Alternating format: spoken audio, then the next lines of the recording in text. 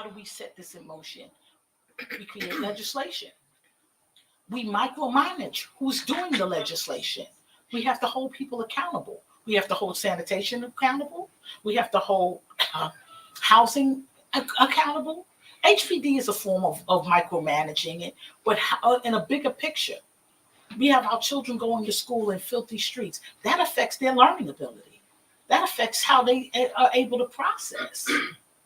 People think like it's just so simple. It is simple until we do it. I know I almost burnt out in my community, cleaning up the streets and trying to fill in the blanks to the point where I got exhausted. And I said, imagine if you're a returning citizen and you're coming home from incarceration and you're coming back to an environment that is filthy. You're already dealing with displacement. You're already dealing with economic displacement. So now you're coming to a community that is filthy. Handing out marijuana to everybody is not going to help mental health. No. Because someday you got to get sober. You can't stay inebriated all day. And I mean, I'm just glad that Shawanna has this legislation and we have an opportunity to discuss it. And hopefully that we can really impact some change and bring it to fruition and get the help that's needed and roll out policies, other policies, as well as strategies to change what we're dealing with. Because believe it or not, everybody here is impacted and there's subtleties. And those subtleties are very real. It's as simple as going outside and then not shoveling snow for blocks. And you have to try to navigate that. And then when you go downtown, there is no snow. That affects you. That affects you. So I'm going to pass it on. Well, thanks for that segue. I think many people don't understand exactly what the problem is here, which is the mental health issue. Post-traumatic prison disorder is a variant of post-traumatic stress disorder. And the reason it's a variant is because people who go through incarceration encounter traumas that are completely different than those that are encountered in the outside world. The institutionalization, the treatment, the degradation, the poor quality of life, poor health care, the way that your life is regimented, the violence, all of these things create this unique set of circumstances which influence the human psyche in ways that is different than people who are on the outside. It's for the first thing, when people go into prison, 3/4 of the individuals who enter both the state and the federal systems have some form of mental health issues, whether it's diagnosed or undiagnosed, and most of it's untreated. And that treatment that they have received consisted of drugs. I'm not dissing on drugs, but that is drug medication therapy is supposed to be concomitant with other types of therapy as well. So when these individuals go into incarceration, and I am one, I'm a returning citizen.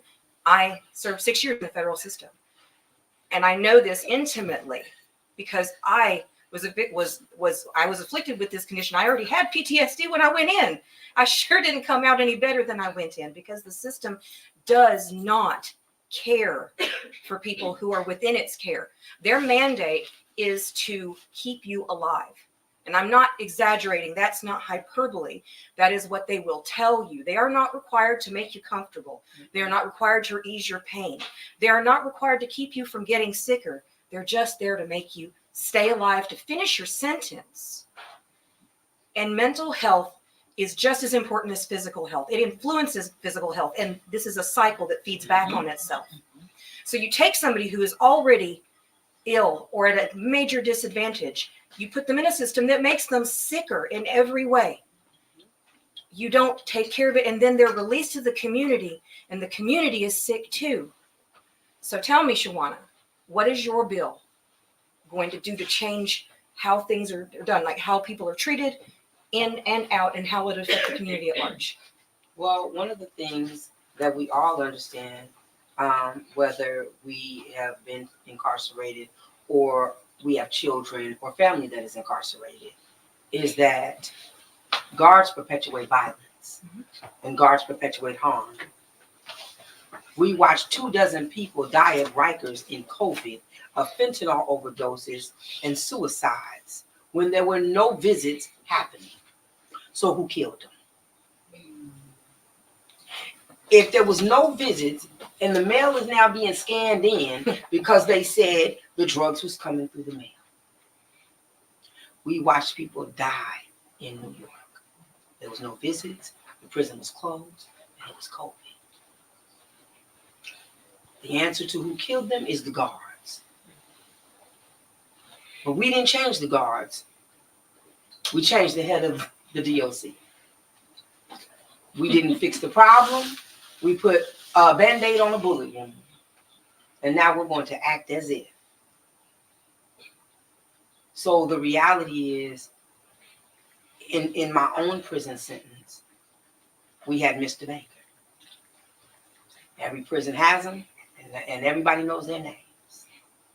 And my legislation says that guards create harm, and that they're going to be mandated to therapy because they're not mandated to do anything. You know how much the federal guards have to train for mental health and also for sexual harassment and gender-based issues? How much? PREA, 10 hours. 10 hours. A year. And if the federal government has to test for 10 hours a year, I'm sure the state has to do less. Yeah. And so I said, if we don't start to attack the people who do the most harm first, because I understand that if you come into an environment that is toxic every day, you become the environment. And so I'm asking that guards are mandated to therapy. And when they no longer want to go to therapy, then they no longer have a job. I'm asking that for an oversight. I'm asking that 14 days upon incarceration that people are evaluated by trauma-informed therapists. And therapists that look like the people inside the population that is incarcerated. Because that's part of the problem. That's part of the problem. When people come out, it's like people aren't stupid. They know that when you come out of prison, you are not where you should be. They know you have you've gone through some stuff. Absolutely. But they devalue that experience because, you shouldn't have gone to prison in the first place.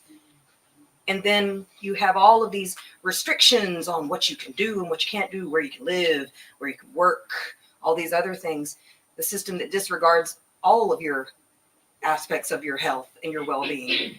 And it just keeps on rolling because you shouldn't have done it. Well, the fact is, you required these people to do these things. People become wards of the state. They become property. Mm-hmm. And then you're not required to care for them while they're in your care. And then they're released and the communities become sicker. Not because they're bad people, but it's because they didn't receive help. Things have to change. Absolutely. And that's why I'm also asking for an oversight committee that looks like the community. I'm asking for mothers or fathers or family of incarcerated individuals, clergy, lawyers, doctors, people who promise to do no harm, because if we write legislation every day, but nobody knows what happens because there's no oversight committee. And guess what? I'm asking the Senate and the Assembly, and if the prison fails the grade, shut it down. Because guess what? People are not better because there's prison. Your community is not safer because we build more prisons. If we would actually treat people's adverse childhood experiences while they're in grade school, elementary, but that's not what we do because we build prisons based on third graders. We build prisons based on third graders. So we're not trying to help understand people with exacerbated childhood experiences. And so the reason that post-traumatic prison disorder is important to me is because my court paperwork says property of the state of California transferred to the Department of Corrections of California. And they said they lost me. Like you're a set of keys. No, I'm a slave and I'm property. And it's Black Friday on the auction block. So you sold me. I'm a bill of goods and you transferred my paperwork because you didn't even care about me in the beginning. This legislation for me is not because I was bored. This is personal. Yeah. This is 70 million people in America, and 70 million people that got families. It is personal. It's personal. It's very personal. And it shouldn't have to matter when it just gets to you. No. It's not personal until it's personal. No, the whole community. Because guess what? Ill people do ill things. So how do you want your neighbor to come home? Right? Hurt people hurt people. Right. And that's not a 85% of people in cliche. prison are going to come home. Where are they going to come home to? It's what, you know And what? what does that look like? And what does that look like? Because guess what? Some of us work so hard on healing that it makes you want to commit suicide. Because when you really got to look at you and all that you have been just to be here, that's a dangerous look in the mirror. That's a hard life. And nobody talks about those of us who just close our eyes because living free is too hard. Nobody talks about the people who commit suicide because prison becomes a place that I call it the lion, the witch, and the wardrobe. It's a world and a world that you learn how to adapt to. And people say it's harder being free than it is being in prison. And I've had people die because this was too much. Or else they choose to reoffend. Or so they that way choose to return reoffend to a go to system a that place they that's understand. familiar like a shoe. And now I'm going to ask somebody who did 32 years, what is post-traumatic disorder?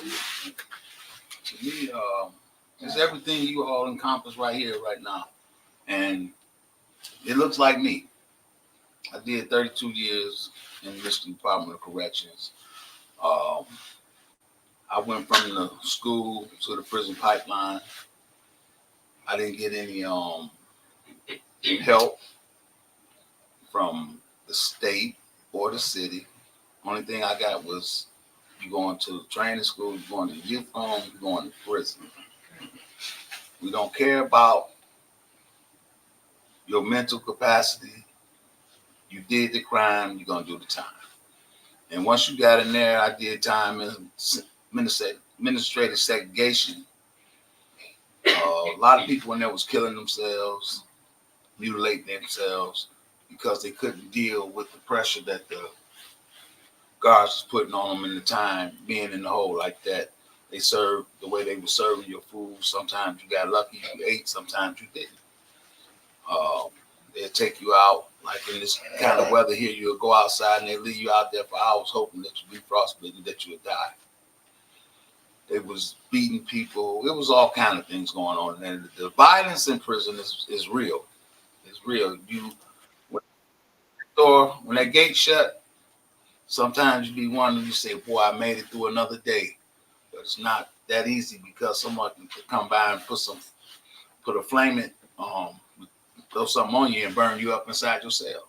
So you saying to yourself, yeah, I made it today, but you really hadn't made it today. So that plays with your mind as well. So when that door opened back up, I'm right back out here on the yard with these animals.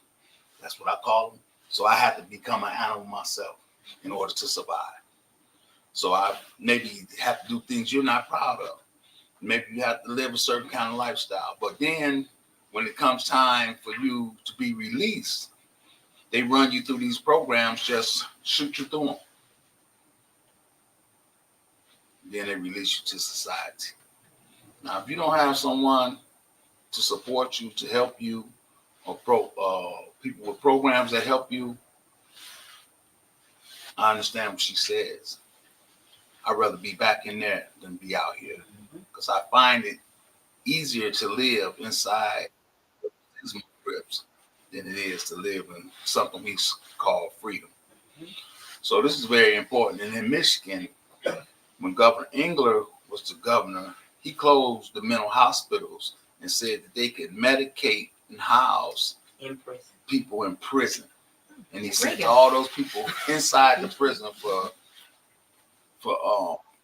felonies. They took and made misdemeanors into felonies so they could send people to prison.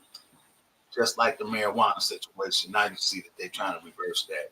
But there was a lot of people going to jail for marijuana for a little bit, to marijuana. But mental health is very important.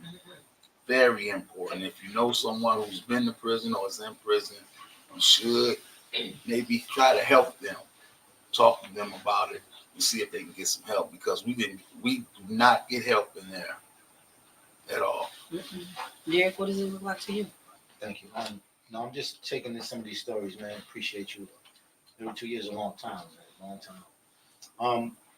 We got to get to the history, right? Everybody, the common thing is the trauma, right? We got post-traumatic prison disorder, right? And as Black people, as a people, we only been in this country 400 years, right? Give or take. There's different sciences, different paths, but documented. We know we've been here minimum 400 years. Out of those 400 years, it's been abusive, right? From the time we got here, from the time they made us get on a boat forcefully across the treacherous seas, losing millions at sea, to getting here. All that trauma is in us, right? In our history and our ancestors, right?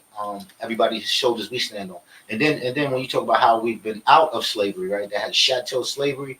They own you, right? Grandson would be owned. He'd be owned property of somebody else. They're ripping families away, right? That's the trauma of give birth and you're ripping your child away, right? And they going to another faraway place and you may never see that child again. Imagine the traumatic experience of that. And then you talk about all of the abuses that goes on with that, right? And then we get out of slavery, right? You know, we're free, right? But then they make it a crime, right? They make it a crime to not have a place to work, to not have a place to live, right? So now we're taking you back to get that free labor that we built the country on.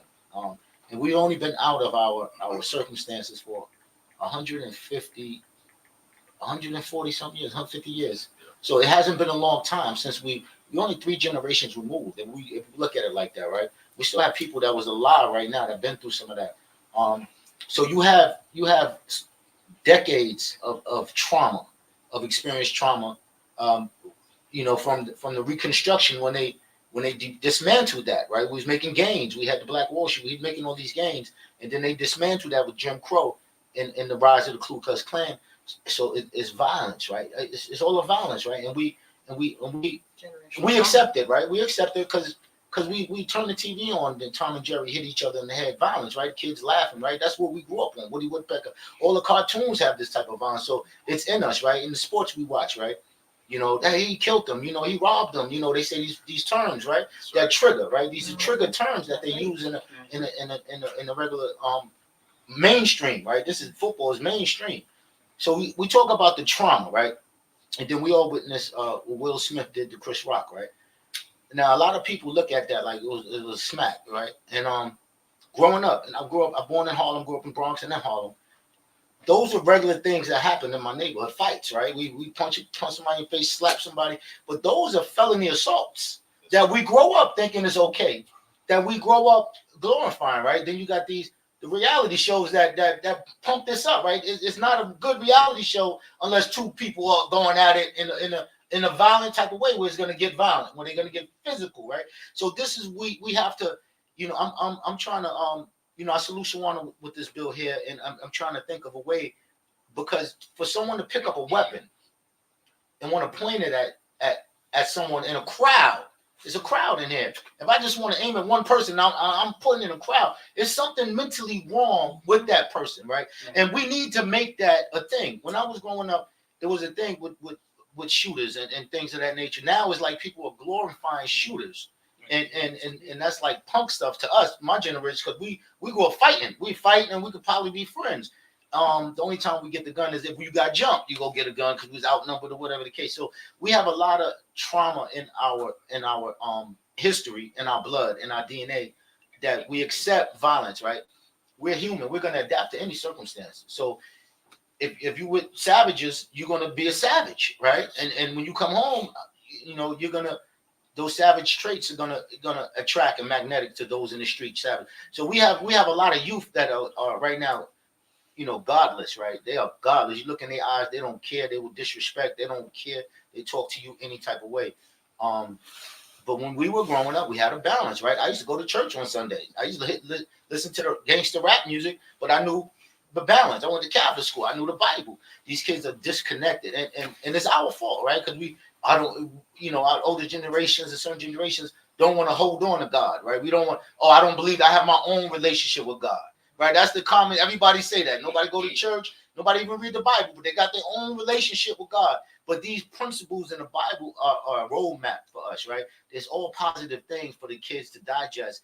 And in dark times when they want to be godless and want to be violent, they can fall back on some of these things. So, you think about the trauma, it's more than one level. Because during my incarceration, right, 2013, got arrested for financial crime. Served until my release, April 30th, 2013. Released August 31st, 2016, and it was a financial crime. But through my journey, right here on the boat in the Bronx, you have 50 cots side by side. You got 45 people getting up 5:30 in the morning getting medication, mental medication. Yeah. Right. Mm-hmm. And that goes on noon, that goes on evening, and that goes on round and round. And this is just one dorm with 50 people. There's about 8, 9, 10 other dorms like that, right? And this is the legal drug pushing that's going on. Dependency on these different things, right?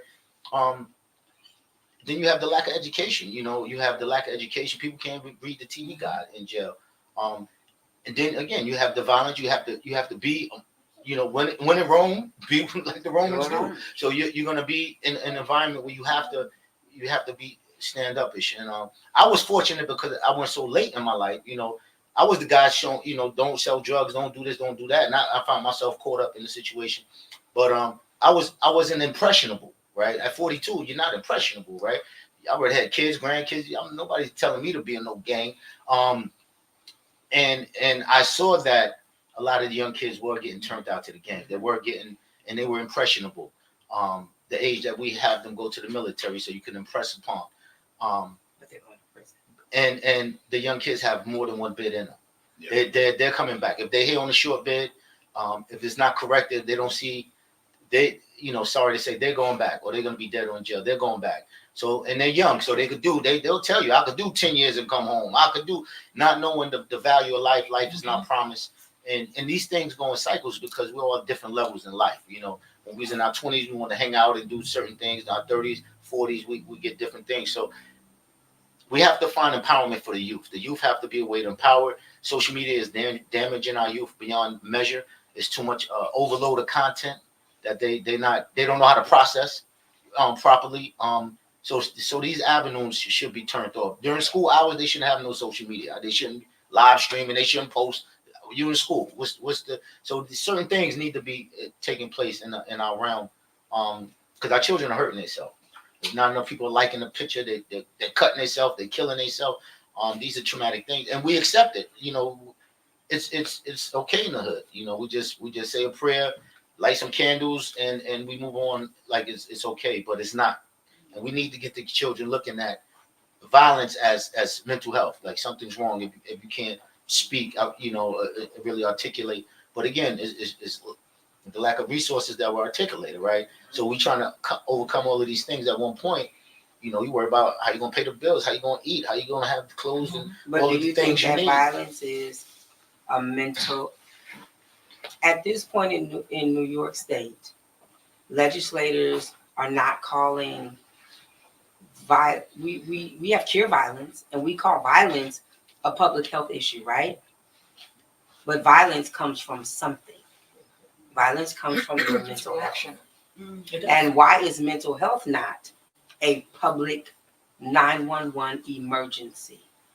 Well, I'm going to just chime in on that point. It's not going to be a 911 emergency for people of color, because people of color have never been something to ring the bell on. Absolutely. So now, as you spoke about generational, when you talk about disenfranchisement generationally, let's just use me for example. Say my grandmother, this is all hypothetical. My grandmother, my great-grandmother, who was a slave, had nothing, had absolutely nothing. Nothing could she own, nothing could she have. So now they have Reconstruction. We have start to have stuff. And then they strip that. And now we're back to nothing again. But we've been comfortable without having nothing. We've been comfortable with not having any quality food, without having quality housing, without that for decades, for generations. So now it's affected our food, which affects our health. We have poor diets. We have high blood pressure. We have diabetes. So now that becomes part of your DNA, your makeup, genetic makeup. And that is when you go to the doctor now, the doctor says, what's in your genetic makeup? Do you have any high blood pressure, any diabetes? And either you say yes or no. Did your mother have? Yes or no. So that's passed through to you.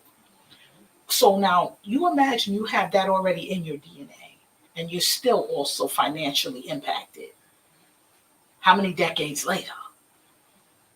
So now that's already there and now it's compounded. And now you're coming out into an environment that is totally dysfunctional. And they're supposed to be, I won't say, it's supposed to be unlivable. Because see, the reason why you said you could accept it in prison, because that was expected in prison. But you're coming back to an environment that's supposed to be normal, where people are supposed to be whole. But in prison, you knew what you were dealing with.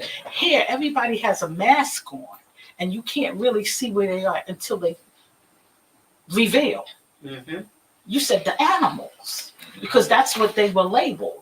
But we're still amongst animals, because as legislators who are sitting in a position to make change and don't, what's the difference? Because in my mind, That's the end. white legislation is more powerful than black crime, because the body count is higher. Woo! Come on. The body count is Come higher. on. Well, And we don't speak to that. And when we say, oh, I got to lay down, let me just lay down and get my mind right, my mental health is off. Now we're verbalizing it because we're cognizant of what it is. But we've been dealing with mental health for generations. And the violence is so high because we're no longer docile. yes. So that's where the marijuana now is. You go ahead and smoke. Yeah, we're gonna put a puff and hot lips and a kush and all these names, psychedelic names on the corners, so we can sedate you. So we can sedate you. Because we don't need you coming to your clear conscious that this is being deliberately done in specific communities. Because I always say poor education perpetuates poverty, and poverty perpetuates incarceration. Yes, it does. And as long as they can keep that reel going, yes, they'll keep hamsters on the rail. They'll keep you going in and out, over and over. So I say, it is generational, and now we've come up with this conversation. So what does the solution look like? Because the righteous take it by force. And guess what? and that's where I'm at. Because that's what I understand. I live in Lincoln on 132nd and Madison. And if they put one more safe drug site, one more transitional home for LIGROQMP, and I don't give a damn who's watching, in my community, if you put one more thing to make people who are already broke break, you create the narrative to keep Rikers full, to keep upstate full. You cannot there's no way to do drugs safe. So I've never heard of such foolishness in my life. A safe drug site. No, that's not a safe drug site for black people. That's a safe drug site for white people who come from uptown above 86th Street and from Williamsburg to do drugs in Harlem safely. Because when you do drugs safely, you have a therapist there and a defibrillator there and life support there. That's not for black people. Because black people do drugs in their house historically. With a friend. We don't need a safe drug site nowhere. I'm laughing because, full disclosure, I supported the safe possession site. Yeah. Hold on. Well, I went to. I'm saying I went to tour a site and I see what they're doing. But I mean, you got to find different ways. Like when you ask for the solution, right? What's the solution, right? The solution is not a safe drug site in a neighborhood that's already oppressed. And guess what? See, they play tricks on us. to agree with them. See, they give us trinkets. When you want black people to do things, you give horses sugar cubes to do tricks, and you give seals fish. I'm not a seal and I'm not a horse. And you can't give me a trick to sell out my neighbor. They make sugar, they make shit sound like sugar.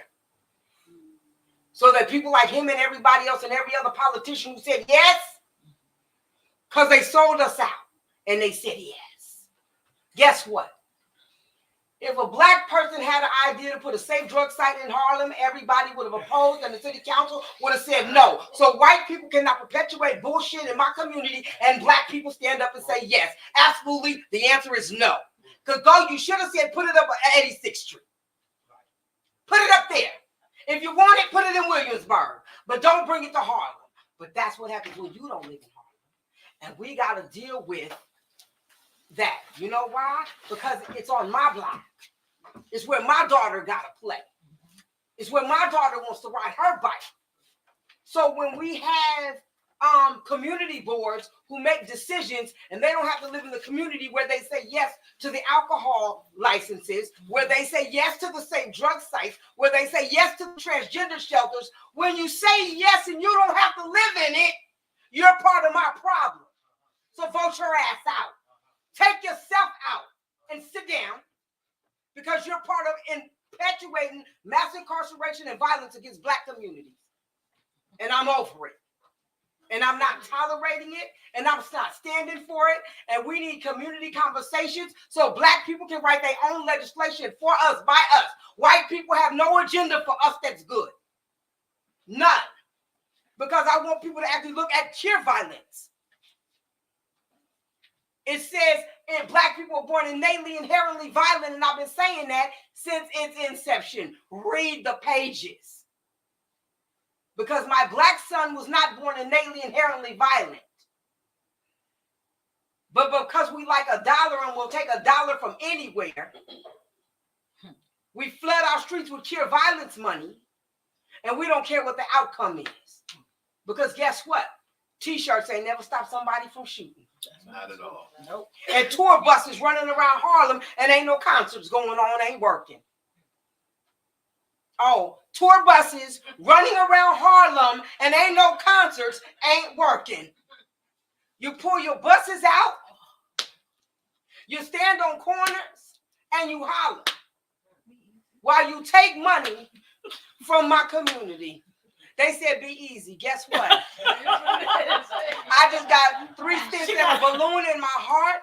I don't have time for time, so I don't have time to lie. I don't have time. I don't have time for no more. Guess what? My son still lives here, and his life is on the line. And I'm running like a 1619. And if you don't like the truth, plug your ears. Because kids live here. And we don't have no more time to stroke people's egos. I ain't here to make you feel good. If you want to feel good, go to church and get lied to and give me your money. We're not doing it today. I don't have no Dr. Feel Good in me for you. I live in the projects with rats and roaches and people who got mental health problems. Do you think I got time to make you feel good? I don't. No, they are suffering. They are suffering. My community is suffering. So I don't have time. They put a weed spot up in an abandoned Across the street in an abandoned building from my house, with a transgender shelter next to that and a safe drug site down there. I don't have time to play with y'all. But there's no housing. But there's no housing. And we got immigrants in tent. I think I got time for this. I don't. So if we don't learn to write ourselves out of what white America wrote us into, then we are the problem. We need legislators who write and can read, write, and understand policy and legislation. Because guess what? I'm not coming this legislative session begging. My hands don't look like cups. I'm telling you to pass post-traumatic prison disorder.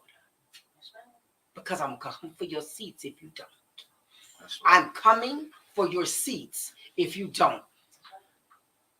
Because guess what? Formerly incarcerated people are a voting block. Yes, they are. People who live in public housing are a voter block. No, that's People who live in poverty vote. So guess what?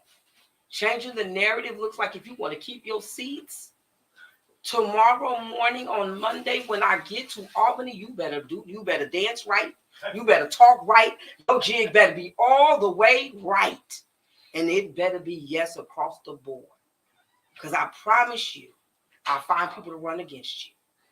Because we should not have to beg, bend, and bow to get what we deserve from the beginning, which was dignity and representation in voting and in legislation. You got there saying you're going to do one thing, and when you got there, you sold Harlem. They sold every community. They sold every community. Listen, we don't have time for time. But I said it's a community conversation, so I'm going to open it up to the community. Because what did happen today was quality people showed up who actually fight for this community, even if nobody knows they fight for this community. That's right. So the floor is open. Does anybody have any You have questions? Okay. Hi.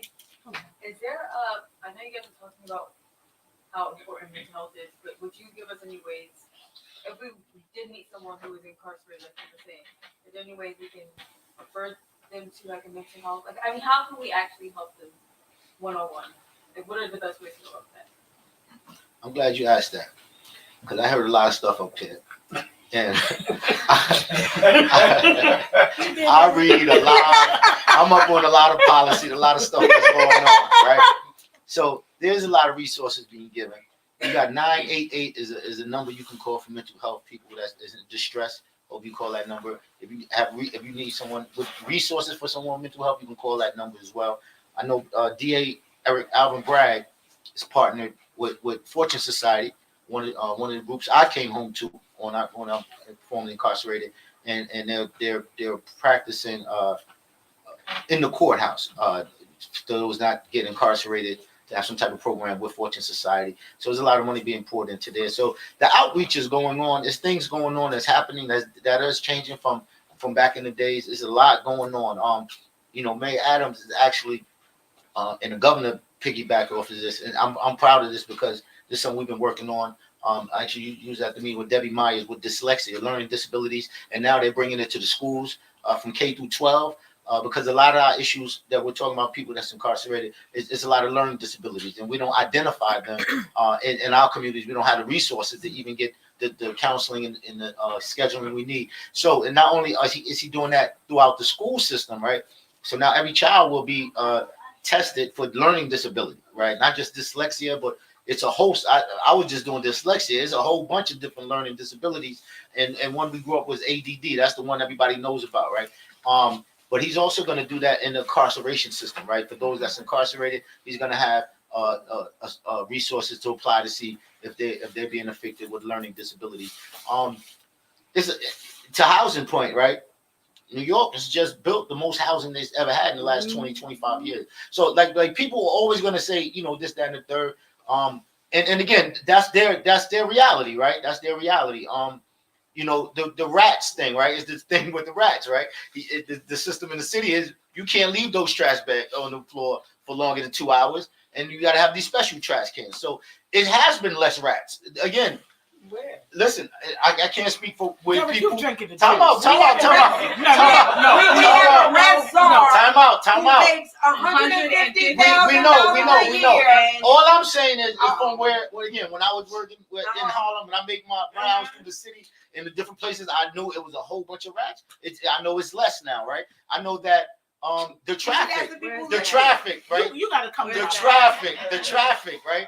The speeding that's going on. I know I used to got a ticket once or twice for going past 25 miles an hour and ticket in the mail. So it'll keep you I got a intact. question. So what I'm saying is this. You said There's some things that's going on. No. with- You all said I'm something. saying- I have a question. What? I have a question. Go ahead.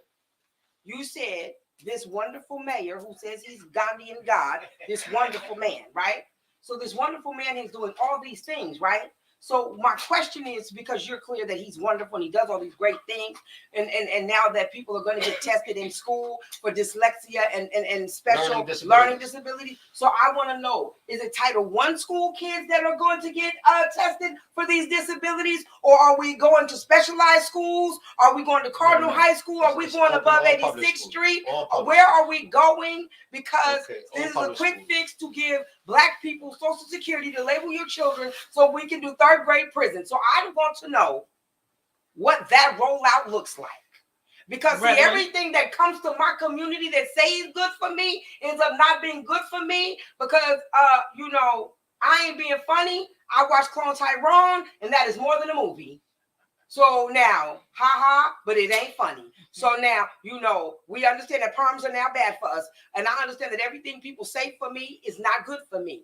So, you know, I all that cute jiggable dancing is cute, right? I like the Harlem Shuffle too. But now, I like facts.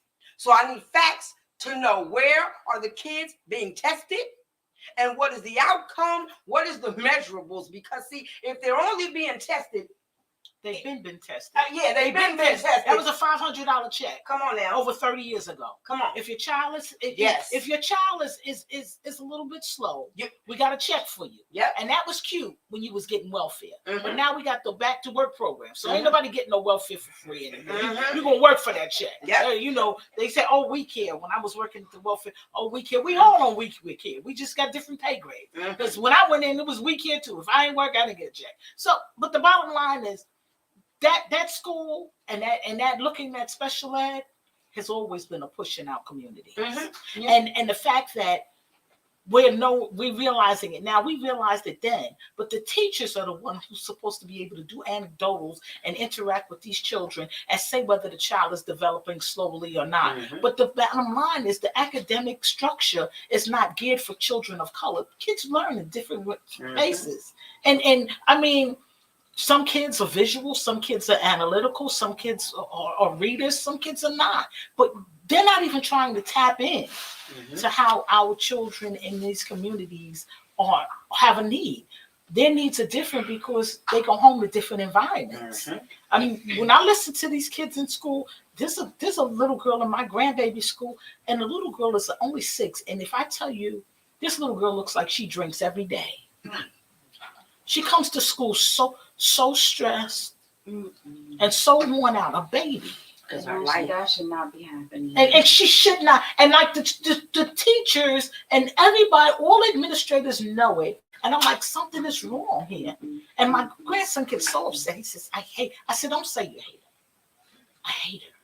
I said, but there's clearly something wrong. Those things are supposed to be jotted down. Help has to be implemented. It's bigger than just her not having breakfast. Right. When kids are coming to school and they can't even do their laundry, laundry, a washing machine is $4. So now you can't do your laundry every week. So you're going to school and your clothes are dirty. You don't want to go to school with dirty clothes, but your mother doesn't have a whole $40 to send you to wash and dry and have fabric softening and all of that. That again, is that mental health? Yes. That people don't want to look at the bottom line. She asked the question, how do we get the information? What should she do? We have these things in place, but only you know about it. Yeah. How come the word isn't out there? Why are they not advertising it? It can't be just like News 12s run things over and over. Yeah. Question. Let's go to all this, and I'll get back to that. Because help us for you, Derek. For one, I don't know if everybody here knows what's going on,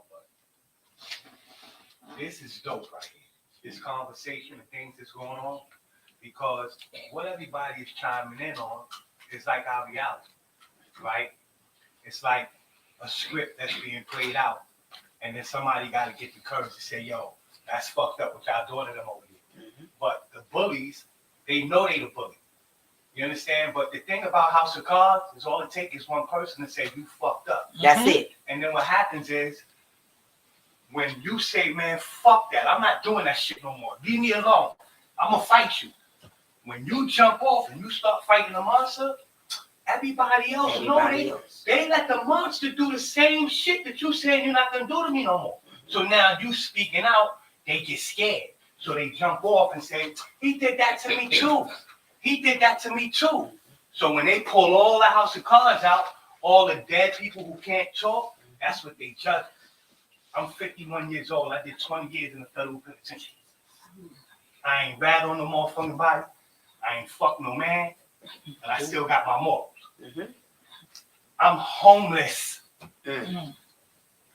Today, I'm homeless. My ID says Maryland, and I'm from the Bronx. My wife left me because I drink, and I'm fucked up when I drink. But I'm a conscious animal. I'm not out of control. What I'm saying is this is a real problem. Yes, it is. Yes, it And is. for people who don't understand the problem, They they saying we fucked up. All I want is somebody to just shut the fuck up and listen. That's all I want. I don't want nothing else. Just give me 5 minutes to say what's bothering me. My whole life, I never got a chance to say, yo, this is how I feel. Nobody never said, yo, you know what? That's right. How did you feel when this happened to you? So now, if you don't ask me the questions, I don't give a fuck about your feelings. You're gonna deal with what the fuck I give you. Come on. You understand? My father, my sisters, everybody always scared. You sleeping in your car. I spent 20 years in an 8x10. My car is My nice. fucking car is a mansion. Yes, sir. I don't gotta hear none of you motherfuckers telling me what I don't want to hear. Y'all get mad at me because I say I'm not interested in what the fuck you talking about. If you say something to me and I say I don't give a fuck, I'm the villain. But I don't understand. I'm a dinosaur.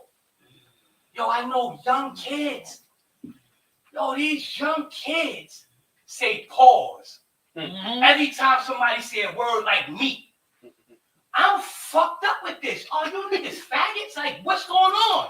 Where's your fathers? I don't see none of you niggas wearing their fathers. Right? The father be on the phone. I never visually see these kids' fathers. Because they locked up. No, man. They cowards. Oh, They cowards. that's something else. They know what's going on. Right? But they find a way in the system. And they let people give them money. And then they sell us out. I know a bunch of nonprofits that give money to help us. And they don't do shit. I'm a professional life coach by trade. My peer recovery certification just ran out because I had no money to repay for it. Right? I've been through all the training. I've been through all the school. And I don't have shit. I never had nobody ask me, what do I need? And I'm going to help you accomplish it. Never. Never. I never had that. And I'm sitting here listening to dudes. Yo, fucking stories is whack. Y'all prison stories is trash. Where y'all come from in the Bronx and all that. I'm from 173rd and Clay. We could talk about the Bronx all day long. I know every shake in the Bronx. My gun bang. I'm that. So can I ask you a question? Yes, ma'am. How can we help you? I need a place to lay my head. I need a place to bring my fucking daughters. To say, Daddy got a spot. Come on, y'all. Where they got their own toys in my house. Fucking women. Niggas come with conditions. The moment I don't do, I can't. The moment I don't do what the fuck they want me to do, they give me the ass to kick and tell me to get the fuck on something. And if I'm not stable, that's why I'm sleeping in my car. I'm not stable because I'm trying to make y'all stable. Then when I get over here and I drink, motherfuckers start doing it again. And the shit start playing out and I don't give a fuck again. Then when I'm not drunk, I care, but then they don't want me to. It's confusing for me. So is the drinking to numb the pain? The drinking is because people don't want me to drink, and I'm saying, fuck y'all, I'm drinking. But is it? Are you drinking to numb? You're just doing it as doing it bad. It's Just because to be defiant. To be it's because I feel defined. like, To be defined. look, I got into a situation 2 years ago with my wife. Because I was downstairs in my house drinking with my cousin.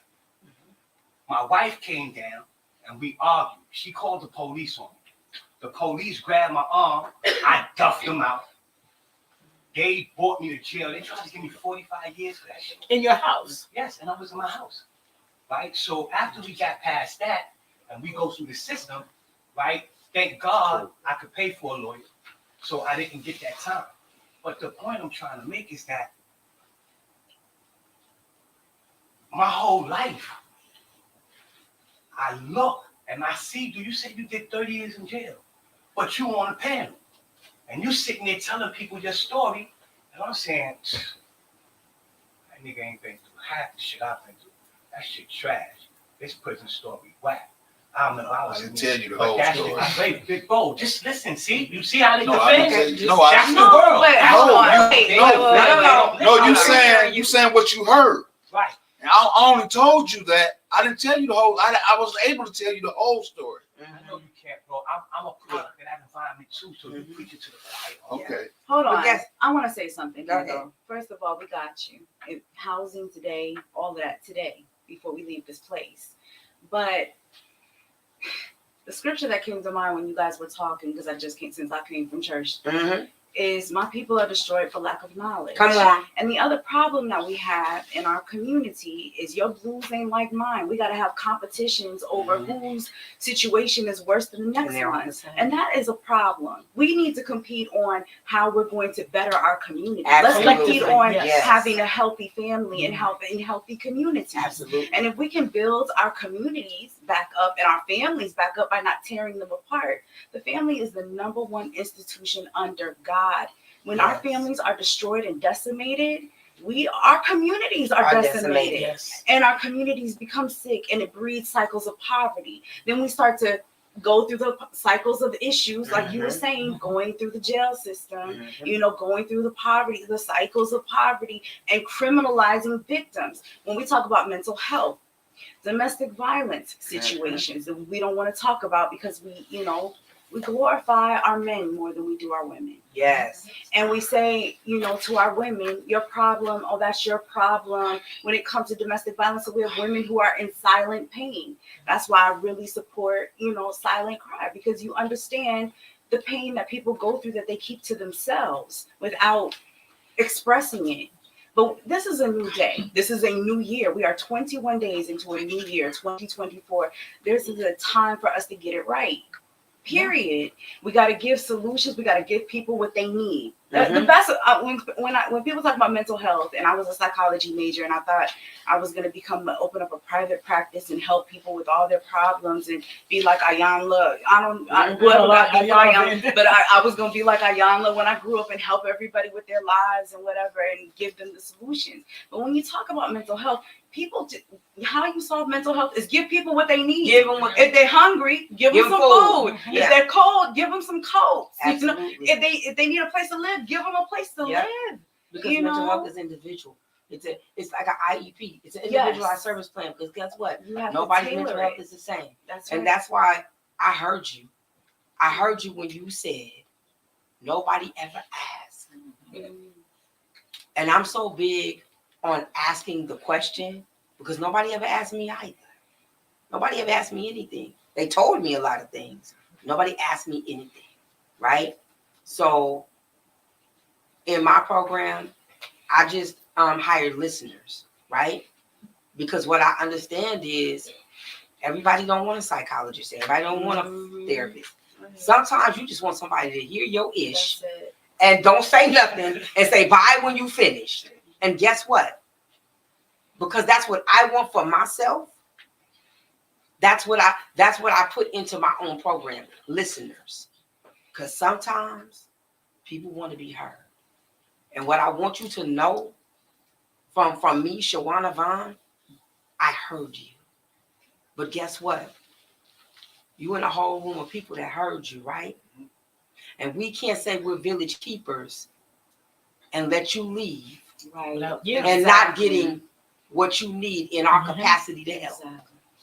The reverse to that is that I'm so transparent that if anybody's looking, I'm the poster child for the question and answer, right? I'm fucked up, but I'm not fucked up long enough that I can't get myself out of the situation. Understand? I just need guidance. I need for people to believe in me. So you Absolutely. understand? I think that my strong suit is just being loyal. You understand? And just letting things be the way they are. Absolutely. That's it. Thank Thank you. you very much. You're Thank welcome. you so Thank you, much. bro. Thank you. I do want to say one Because thing mental- too, something that Derek said and Ruth said. Derek, you mentioned too that especially as Black people, we've been through so much trauma and years of slavery. And then I heard Shawanna say, well, what do we do about that? And then I heard Ruth mention that there was a lot of younger people, maybe 6 years old, in schools and just having a lot of issues that they're dealing with at home. One of the things too that I want to legislate, because I'm really big on mental health too, and I know Shawanna knows this, is that we need to tackle these issues early on. I think our young people in schools basically need, just like you have, well, you used to have PE where the students would have to go in for an hour or so.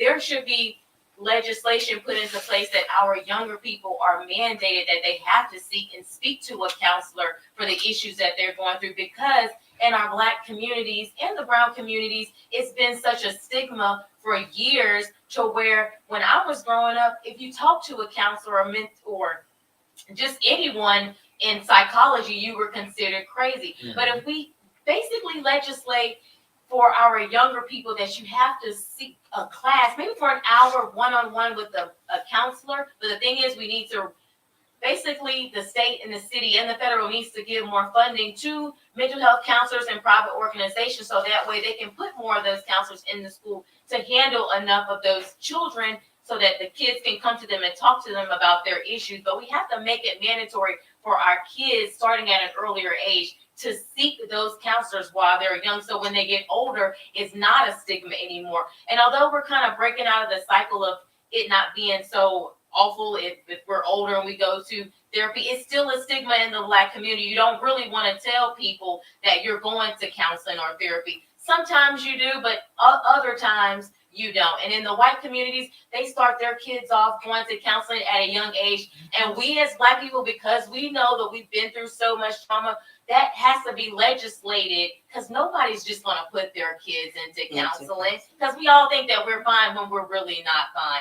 So basically, we have to be mandated, has to be legislation put into place that our young people, as they're in school, first grade, kindergarten, that you're talking to someone. So when you get older, you're comfortable with talking to counselors, so that way we can kind of get the handle of the root problems that's going on in our community, and not look at it as oh, we don't want what goes on in our house, honey. I don't want you talking about it to no one else. That's our problem now. We're not talking about it. We got to talk about it, and we got to encourage our young people to talk about it, about how that's going to happen. We got to legislate that. We got to legislate it. Good point. I got to comment on mental health. So when we talk about mental health, we also have to understand that the mental health system is failing.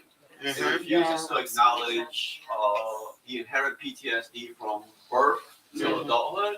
You know, hearing loud ass obnoxious music, hearing gunshots going off, people partying, people smoking, drinking, everything in the street, like right in front of you as a child, rolling dice, and that's normal. Like hating the police, and you know, like that's sociopathic behavior if you actually look at it, and like that's normal for growing up in the hood. It's like, you know, like you get hated on if you're a good student, you get hated on if you answer questions. You know, you're supposed to accept and tolerate that, because that's supposed to be you're supposed to take it do it for the culture. And it's just, when you think about that, it's just ridiculous that in the conversation around incarceration, we don't talk about rational abolition, where the community is also supposed to be supporting itself and getting healthy as well. You know, like I don't drink, I don't smoke of anything. I haven't had a drink of drugs or smoke of anything in 18 and a half years. As a result of my incarceration, sense got knocked into me, basically, at Rikers Island. And I had to take that initiative to say, I don't want to do this. I'm not trying to be an animal. I did the work on myself. I'm consistently fighting PTSD and suicidal ideation every moment of the day. As a result of not being able to see my son because of incarceration, trauma, and then family court, basically putting that situation where I'm an animal. That's another. And that's not being able to see your child after being incarcerated is just crazy. But again, the situation is that we need to stop normalizing the most aberrant behaviors from children to adults to the elderly in the community. Like it's not healthy for us to have 4 or 5 grocery stores selling different varieties of alcohol in the community. You know, liquor stores, barbershops, nail salons. You know, where are the cultural institutions? Where are the art galleries? Where are the community centers? Where are the healthy gyms? You know, where is the? Why do we accept excess? Jewelry shops, sneaker stores, clothing stores, and then accepting sexual harassment from everyone in the community as well. Like, I looked at it, I'm looking around, like, I don't have any sisters, but like, this is kind of crazy to grow up in some kind of environment. And it's just that kind of sociopathy is normalized, so it's only normal that the pathway is going to be incarceration. Absolutely. And then the pathway to mental health is just a failure. Medicate, throw away, recidivate, incarcerate, come back homeless, and do it again. Cycles. You know, it's a hamster wheel. And the thing is that until you're in the situation where you have to claw back from that point every moment of the day just to be normal, to be like, I can't get angry, I can't raise my voice, I can't yell, I can't chase someone down the street, or I can't do any of this crazy shit that's happened to me as a man in society looking for healthy relationships, because I've normalized the absurdity of institutional settings, so I don't know what a normal, healthy relationship with a woman is. That's crazy. The fact that I've normalized yelling and all this other stuff, because that's what I've seen, that's what I've been around, that's what I've endured, that's what's normal in society, that people can't accept being wrong or being angry and not putting it out on anyone. Absolutely. You know, I've done a tremendous work on myself just to be able to say that, you know, just for today, I'm gonna hold that L. You got that. Okay, cool. All right, awesome, cool. See you later. And the thing is that we need mental health professionals that actually care. Yeah. That don't actually just go to work, get that whatever Medicaid sponsored money. Yeah. The Medicaid mills out there that'll sell drugs to the clients and everything. And you know, we need mental health professionals that actually care, that are invested in actually helping people, because they will withhold resources from you.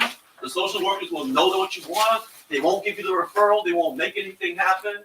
And you're stuck there in your trauma, ready to either take someone's life or kill yourself because you need help. And there's no help because they would rather see you come back next week so they can talk about you and gossip about you to their coworkers and their other people while they're at the bar or the club later on hanging out that weekend, and do it over and over and over again because they got into the field because they knew that it was always going to be a business and they could have it perpetual work. We need mental health professionals. We need social workers. We need people that actually care about helping people. Yeah. Not just getting a salary and being cushy enough to get a house and raise their families of fucked up, just unempathetic kids to do the same exact thing because it's a business. Mental health, social work is a business for people that don't care to live off the backs of people that are hurting. It's serious. I real. absolutely agree with you. I'm sorry, that's funny because the social worker just ran out the door. Andre. Funny. Andre, come here. So y'all say hi to Andre Charlie. Hey, Charlie. And Andre Charlie just got off a plane from Detroit, right? And I think he's amazing because Felice, when you just talked about people who actually care, therapists that actually care, right? Andre is a therapist for silent cry because I watched him actually care about human beings over money. And I think that, one, he's culturally competent because he looks like me. But I see his empathy, and I see that he's inquisitive about incarceration in human beings. And so I'm so glad you're here, right? Because you just heard everything he said when he talked about people. How do you feel about that? It's actually true. Like, it's so many things that people get in to get work. It's a system issue, really, because you do have people that care, because it's not like social workers, case managers make a So they have to do it because it's something that they really have their heart in, but the policy and the bureaucracy and all of these things and the limited funds and the cuts come in and impact them. So they can't deliver the services the way they would like to. There's sometimes that advocating in ways, sometimes we don't know the questions to ask, so we don't get the answer, and they just give you the policy and move on.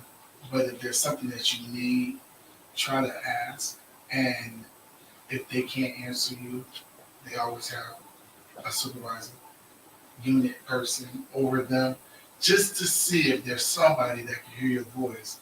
And there's a board of organization, right, if you can. Just so that if there's something that can happen that you specifically need, then somebody may hear it. Because it's not that some people don't want to.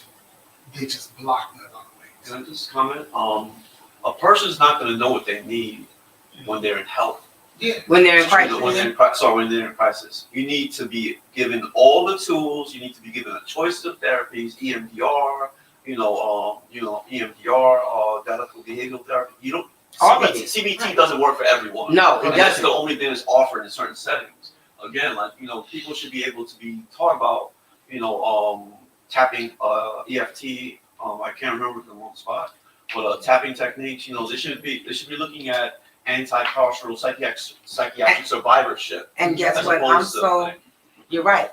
And I'm glad you said that, right? Because I see your post all the time. And no, I love what you talk about. Yeah. I love the fact that you're vulnerable enough to talk about men and domestic violence. Like, I think you're so dope for that. Because nobody, you were the first man I ever met that even has that conversation, right? And I'm so glad you showed up today because I love what you talk about. I love how you advocate for humans. And shout out to Michigan, first of all. So I got $400,000 in the Michigan state budget to pilot post-traumatic prison disorder, right? That's putting your money where your mouth is. And New York hasn't done that. But Michigan did. And so what comes with that is I got a 7-acre farm because I believe that dirt releases endorphins. And I believe that animals are healing. And I believe that if we go back to there's ions in the grass, and if we can tap into what we came from ancestrally, which is the dirt and the earth, right? That we find healing. And everything in my legislation talks about alternatives to medication. I talked about EMDR. I talked about music therapy. I talked about writing, right? So the greatest thing I learned, right, was somebody taught me to write my feelings on paper that dissolves in water and put it in the water, right? And I said, well, wow. That's inspiring. And so shout out to Kyrie. And because Kyrie has a brother named Kareem that showed me that.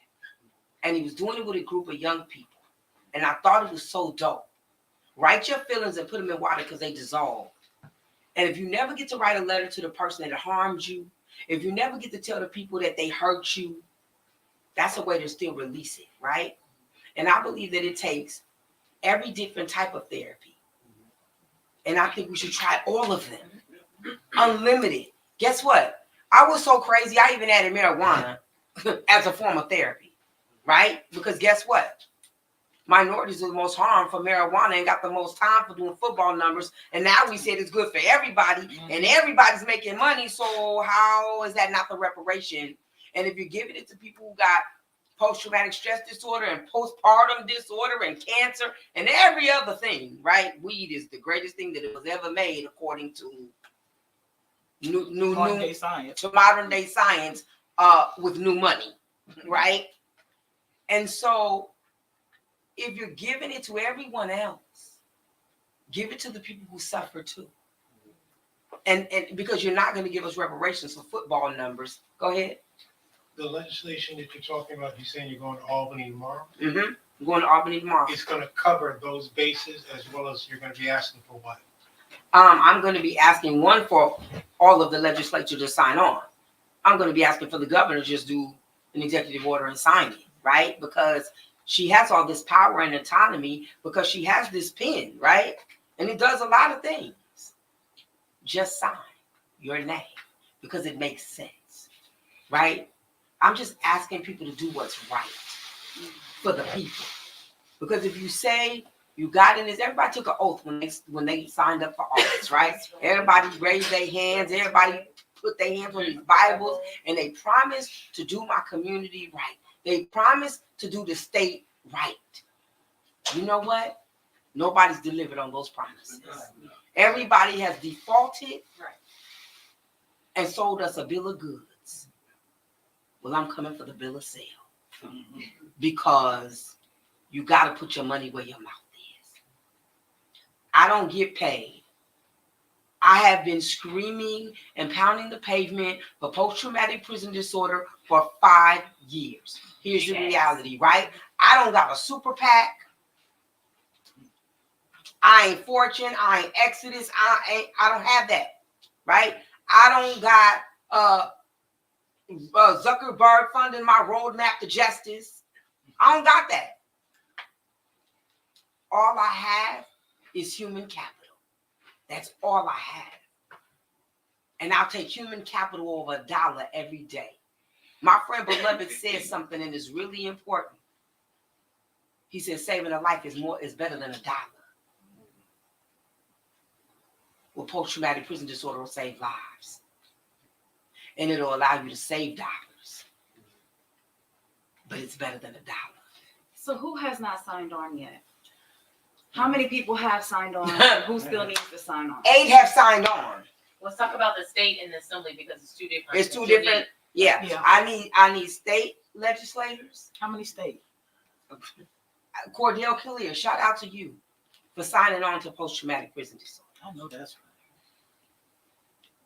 Jabari Brisport is my sponsor. Leroy Comrie has signed on. Zelma Myrie. No. So how many in the Senate do you need? We need all of it. I need Everybody. all- Everybody I have for the How many margin do you need to left that pass. hasn't So signed on? 71. I had 71.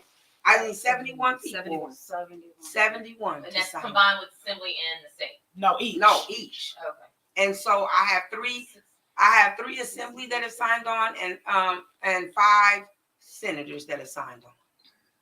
And so when you're signing on to something that has no PAC money behind it, right? It makes a difference. Because this is just a common sense bill for everybody.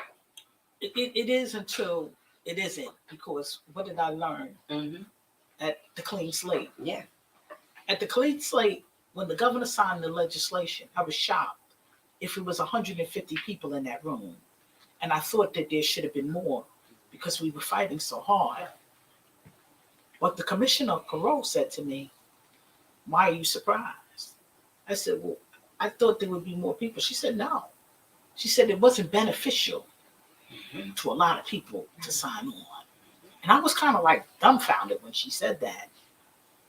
But I looked for people who I thought were going to be in that space because I've known them personally and they weren't there. And I mean, I was afraid to even go to the sign on because I never got a personal email from the governor's office. First of all, I didn't know they had my personal email. So I was kind of scared. And I called around and asked people, "Did you?" And they were like, "No." Only to find out they didn't really sign on to that legislation. They just said they did. They didn't even say they did because it's not beneficial. Some organizations need things to stay. Some nonprofits need things to stay just the way they are to keep their grant money in their budgets intact. Because just think, if everybody's well, and if everybody has housing, what happens to the fair housing people? If everybody has wholeness and is academically sound, what happens to the people who have the special ed programs? Those people have to budget. Right now, they've made a business out of homelessness. Yeah, my God. Do you remember when they implemented the homeless people who go out and find the people on the benches? Well, they used to come out of my office from HRA, and they were 9 to 5. And I'm like, look, where do you find homeless people 9 to 5? Because they're not laying down outside now; they're moving about. You got to start work at 6 at least, or 7 in the evening. I became homeless as a result of my building being turned into a shelter. What? The PTSD of that experience, going to work work as a housing specialist at that, then with the PTSD from my building turning into New Jack City, and then working with clients who had nothing, who were angry at me for housing, and then I'm in the situation where like you're almost homeless. When I went to HRA to express that I need help from me and my son and my family, they told me to take my family into a shelter. So basically, I'd go into a shelter, then be placed in a building just like mine, shit show conditions, with a special needs child who needs safety and everything. And I had a nervous breakdown. You know, I couldn't. As a result of that, I had to walk away from my son. And you know, as a father, you need two bedrooms. You need 2 bedrooms as a father for a special needs child. And why?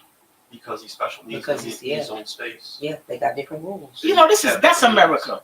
And the thing is that as a housing specialist, I knew every lie that they were telling me about housing. That they could get me housing, wanted supportive housing, and all this other stuff. But I knew that they were lying to me. I knew that they were lying to me, and they did it with a straight face. They withheld resources. And at that time, I'm formerly incarcerated, right?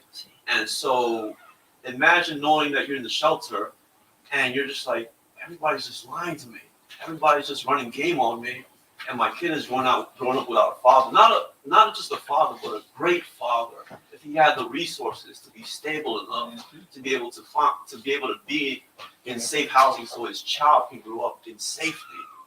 That's what I mean about the absurdity of doing the right thing sometimes. Because even if you do the right thing, shit finds you. Yeah. It finds you. My building got turned into a shelter because the landlord wanted more money for the empty It was park. more beneficial. $3,000 a person. It's just crazy that to go into a shelter, the shelter providers make $215 a day off of me in a bed in a shelter, and I caught a respiratory illness while I was in the shelter system. Bedford Atlantic, smoking everything in the room, crack, K2, cigarette, cigar, everything. And I'm just sitting there, just getting high. Well, I wake up disoriented because that's how bad the smoke is.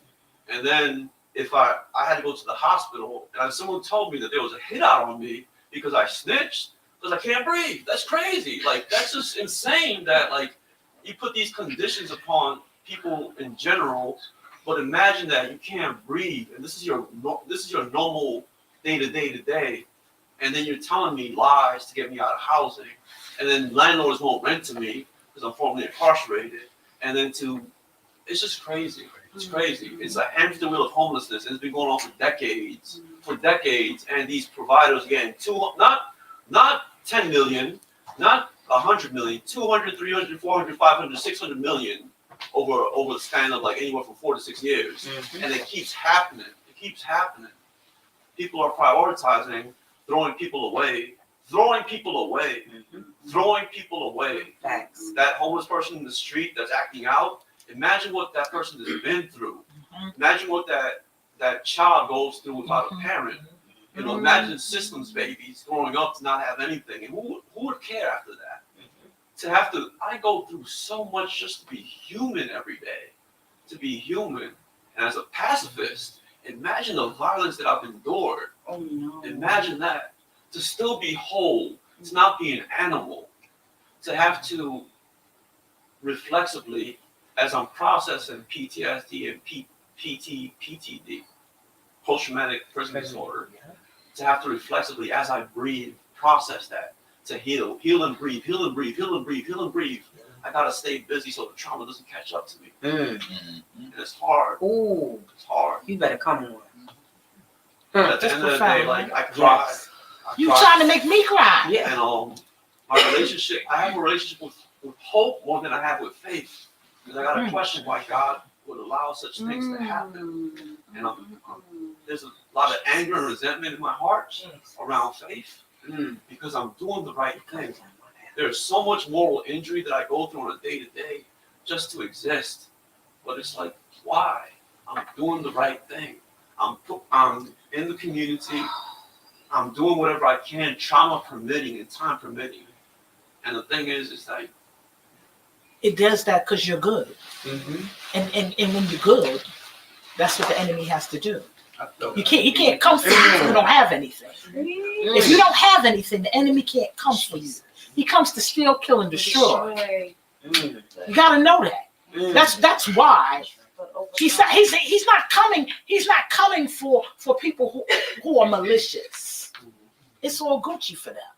But he comes after you and people like you who have hope, who want to do good by people.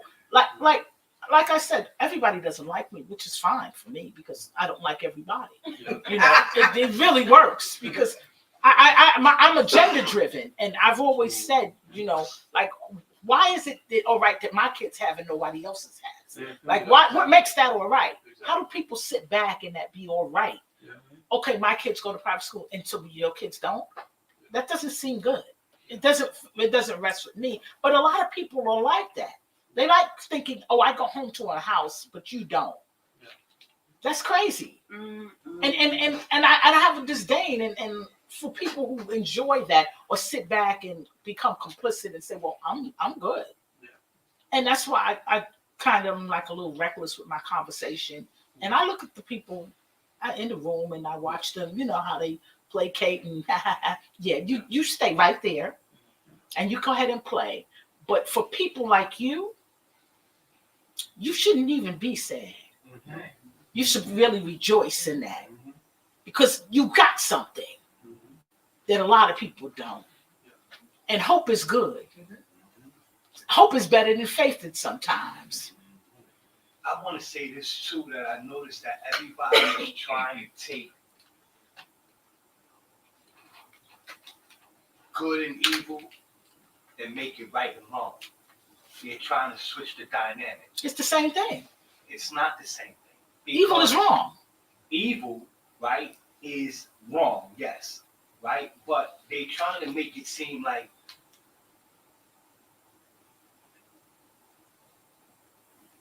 if you have an issue and you have a child, right, they could diagnose your child because of the symptoms that you have as a parent, right? Because it's a genetic makeup. All of these genetic makeup, right? But when you talking about DNA coding, when you talking about what is our placenta, women know this. I'm a man, I don't know nothing about this, but women know. I know when I came out the womb, they cut my umbilical cord, right? And I don't know if what's in that bag, I was supposed to receive it, and they cut it prematurely, so I feel stupid. I feel stupid a lot, right? And I'm just trying to find out, like, who am I as a person? If my mom and my dad came together, and my father Y chromosome, that's why I'm here. And it wasn't his ex to match with my mom's ex, so I'd be a woman. So from genetically, the Y chromosome, I'm in likeness and image of my father. But I read the Bible and they say the same shit. But I don't know who up there. I'd never seen them. But they saying the same thing, but they cutting off me being in likeness and image of my real father through the Y chromosome. So my whole life I'm ignorant to who my fucking father is. I'm giving credit to a thing that I don't have control over when my father right there. And the things that he had planned for me wasn't to destroy me, but they destroyed my father first. So shit rolled downhill. My father wasn't right. My father went to go get clean and sober. The family didn't communicate with us. My whole life I thought my father left my mother. But he went to rehab to get better. So if I had known my father went to go get better, I would have had hope that he gonna get better and come back and get her. When he left, I asked him out like, fuck that nigga, he ain't coming back. So then that put me in alignment with 20 years in the feds because I'm protecting my family, thinking my father gone.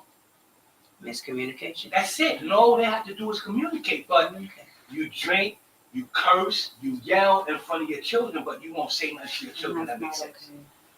You don't say nothing to your children that makes sense. I got a 5-year-old and a 7-year-old. And one thing I never let nobody do was talk gibberish to my babies. If you're gonna sit here and make noises at my child, get the hell away from me. And I'm happy I did it because they're very smart today. You understand? And it serves a purpose. But there's so much going on because nobody wanna hold their friends accountable. That's it. That's it. That's Nobody part wanna of hold it. their friends accountable. And I don't have a problem with saying that shit is wrong. What you gonna do? Beat me up? The shit wrong. But that's a big part of community is holding people responsible. Yes. I think like as a community, we gotta hold each other accountable. That's right. You know, I heard a young boy the other day when I was walking into my house and he was like, "Hey, Miss Politics." I said, "Hey." And I said, "How you doing?" He said, "You know, I'm holding it down in the hood." I said, "You don't live in a hood. That's what's on top of a car. You live in a neighborhood. And I need you to understand what you live in because words matter." I said, "A hood is on top of a car and you ride the subway. You don't own a car, so you don't have a hood. Now, if you got a hood on your jacket, we can have a conversation, but you don't have a jacket on, so we can't talk about it." He was like, "You always saying something." He'll remember that conversation more than he would remember the fight he had. Yeah, because guess what? If we don't explain what's really happening, right? Because guess what? I don't know everything. So I'm inquisitive. I want to be a lifelong learner, so I always ask questions because I don't got the answers to everything, right? But we don't ask our kids anything. And we don't tell them anything. We just, and we say, they're bad, they're lost. No, Big Mama, where'd you lose them at? Because your grandson is out here and his name is Pistol in the street. How do you not know what his name is? Can you guys like? Oh, sorry. Go home. We've been like past I like know. so many conversations. I wanted to touch base as a youth in school, counseling for the youth in like starting at the age of like, I don't know, 6 years old. It would, but it wouldn't work as it progressively grows because people who do counseling in school, they are meant to report almost anything that's being said. Mandated So reporters. parents will not all parents will allow their kid to do counseling in their school because they don't want their business to be out and it could get a parent in trouble. And it could get somebody into the case, like in the ACS case, and that's not wanted. So most kids are afraid of bringing up things that could be going on at home because they may not see it. They may see it as it being normal, while telling somebody else about it, it's like that's not normal. Your parents are, you know, it can get them in trouble. Right, which is now, which actually could be a helpful thing though, because a lot of times children are dealing with abusive situations and nobody's talking about it. So then they go through years and years of trauma in the home, and then that cycle trickles down to their children and their children's children of abuse. So if you, I hear what you're saying. Sometimes, like I said, as growing up, especially my generation, so I'm in my 40s, we were told what happens in the home stays in the home. And so we have that mentality when we pass it down in the Black community, we don't talk about it. And so what I'm saying is in white communities, they start their children with counseling at a very early age. So when they get older, they feel comfortable talking about it. When I'm with my girlfriends, we talk about men and we talk about careers. We don't talk about the trauma that we dealt with when we were younger. I feel like what's hard about talking about it is like remembering the fact that as you get older, you think about what your parents have done for you. Like some people may not have been as much of a bad situation as others, but like as you get older, you sit and say to yourself, my parents did this because they love me and they have to put me through tough love and stuff like that. Sometimes it's like that, and you want to put your loyalty to your parents and your family so that you don't make them feel bad or make them feel like they were doing you wrong when yes they were, but you care about them more than you care about yourself, like putting them before you, Right. putting your care, your self-care before them.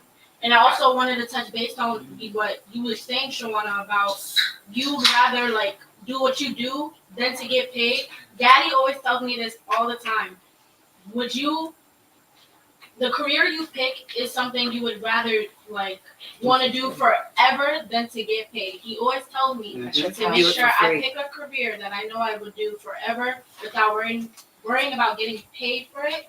Because like if you are happy with what you're doing without worrying about, hey, I should be getting paid for this, you're gonna be good. But if you're like, yes, there is passion and it's inspiration for yourself that you live on forever doing it. But if you're worrying about like just getting through life and making sure you're making money, because in this generation everything's about money. If that's all you're worried about, you're not getting in there. You're not getting in there. And I wanted to also say like getting help.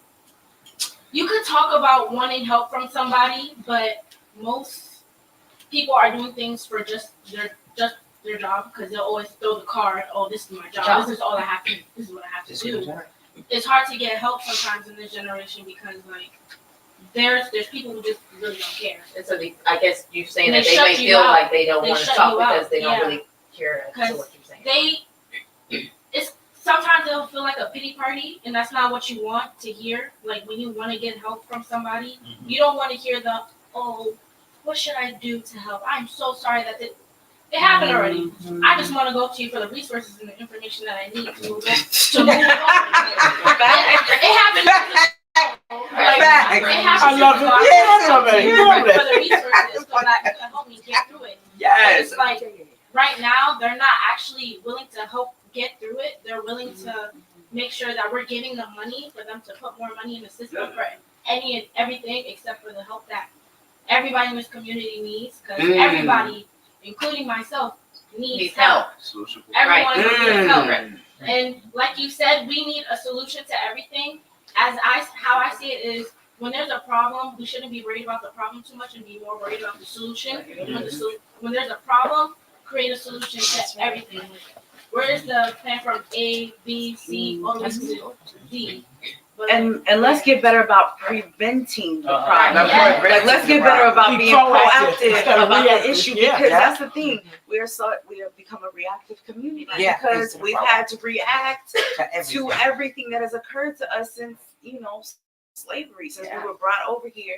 So the point is, now that we have come to an awakening or an understanding of what's going on in our communities, if we can be proactive and get on track with what we can do to prevent the next catastrophe from happening, that's even better. And let's put the money on the proactive outcomes, because if we can put the money on the proactive outcomes, then we don't have to worry about money being to constantly put a band-aid over a huge wound that needs greater issue. Greater. Yes, ma'am. I was gonna say, as a college student, I'm part of like the Black Student Alliance or whatever, and I just like to say that I think you guys still have like a lot of hope because every single meeting is always about mental health. Like on every single college campus I've ever been on, everything's about mental health. So I think in the future maybe we'll see better. We'll see better. Yep. Yes, sir. So, I've been absorbing a lot of information from this meeting, right? I grew up the block on Homeless University, it's still where I live, right? I'm running for assembly in the area, and a lot of these, things that we're bringing up, that we're bringing up as issues, are actually, they were solutions at one point, right? These homeless shelters were solutions, the on-point centers were solutions, right? But these are solutions that turn into industries. And unfortunately, we have multiple nonprofit industrial complexes. Yes. We have multiple, the Cure Violence organizations. Like, there's things where it's like, you have to almost perpetuate an issue in order to continue collecting checks. There are many, many people in these seats who are enabling these things to happen. And, they don't necessarily have to live in it. A lot of them have cribs in Jersey. A lot of them just register here. They get on the ballot on their in-district address, but they don't have to live in communities that they help to destroy, right? And unfortunately, we've handed the keys uptown to a lot of people who straight up are grifting us and taking our bread and destroying our neighborhoods. Absolutely. So, like I said, I grew up a block away. There's some things that have improved. The restaurants are a little better uptown. But other than that, Yeah. everything else has Went downhill. and so, it's not like we don't have money. We have more money than ever before. We pump more money into these systems, but it's these systems itself that are completely out of whack. Just one little policy sort of position that I kind of have in terms of mental health, right? A lot of things that I'm hearing about, the mental health things that you guys are bringing up, it's like we need people who are mental health counselors, providers that are able to actually speak to our community, right? That are culturally relevant, right? And how are we going to have mental health professionals that are culturally relevant if the way to get there is so difficult? You got to do 4 years of school. You got to do grad school. You got to do your internship. And so how many people, me as an example, I could not go without working for 10 years. You know what I mean? I couldn't go to school for 10 years and do an internship and la-di-da. So all these people who are able to do this, whether they go into debt or they're in a position to do this, right? Very, very few come from our communities. Yep. And so unfortunately, it's a lot of well-off people from a lot of different backgrounds, but not necessarily backgrounds that can even comprehend the systemic and just the issues that we deal with on a daily basis. Absolutely. It is trauma. It is trauma. Like you were bringing up earlier, I go outside and, there's dudes smoking hookah, this guy's rolling dice, playing CeeLo for cigarettes, whatever. This is stuff that's normal to me. But you're right, maybe it shouldn't necessarily be normal. Now, it's not on me to go tell the kids rolling CeeLo, unless it's in front of my building, stop playing dice. It's not necessarily on me. This is a cultural, reality of what we live in. But we don't necessarily have to enable things, right? We don't necessarily have to go and tell people, you can't do cookouts because of the emissions, whatever, like people were trying to do before. Mm-hmm. But we can still kind of, push people towards doing the right thing in their communities and civically engaging. Because at the end of the day, if you're outside on the block all day, you're in the community all day. Mm-hmm. You can actually do something helpful for your community. Mm-hmm. You know what I mean? You don't, even if you're drinking and smoking with your guys on the block, before that, you could clean up the block. Facts. You know what I mean? I don't want to perpetuate nothing, but everything is generational and cultural. When you look at the younger generation and the older generation, then you got your own generation. But the younger generation say that the older generation don't understand what they going through, but none of the younger generation make it available that they understand what the older generation going through. So now that we got all of these problems going on, who does it start with? Because even if I say it's going to start with me, right? When I put the hand out there, if the people I'm extending my hand to don't receive it, then I'm still stuck by myself. Mm-hmm. I've been by myself. You got to keep pushing though. But in the same community that I was in, just the mere fact of my presence stop stick-up kids from coming in my hood. Mm-hmm. Stop dudes from coming and selling drugs or snatching your pocketbook. Mm-hmm. My mere presence in the hood wouldn't let nobody come on my block. So that was a good thing. So that was a great thing. So it's not always bad when you post it up on the block. What's your intentions? Absolutely. You understand? If my mother come out the building, even if I am smoking and drinking, I'm gonna throw it under the car. How you doing, man? I'm never gonna hold no blunt. How you doing, man? No, we ain't never did that. I'm putting that up. How you doing, man? I'm carrying a bag upstairs. Mm-hmm. The quicker we get them away from here, the quicker we can get back to doing what we do. Your neighbor's for real. And that's how I grew up, honestly. We was outside when the people closed the gate in the store. Mm-hmm. They never looked back, nothing. They was comfortable. We was comfortable. Even when the police chased us, they didn't tell on us. They probably opened their doors so we could come in. That's where I come from. But when they started taking us to jail, when we started getting high on crack, when we started dying, we left our sons out. Mm-hmm. Right? And our sons inherited everything.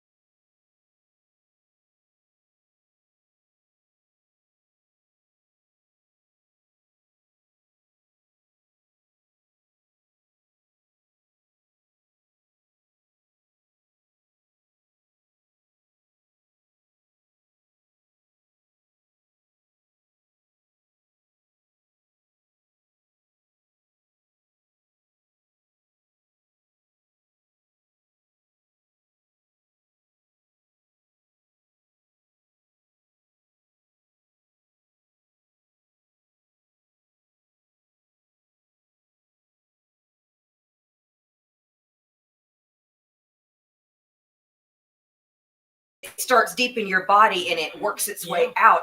And different people react to their traumas waking up, being triggered in different ways. You know, I would go into shutdown mode. I would have to get out as soon as possible because I knew I couldn't handle it. It was just too much. Yeah. Some people go out. They might start yelling. They might start weeping. They might start shaking. And that's what it looks like. You have gone from being a person who is kind of like having normal reactions to things that happen to you every day to all of a sudden everything, it's like you have no skin and all you are is nerves. Yeah. And every time you have any kind of an interaction with anybody, all that is nerves. It's just jangling. It's painful.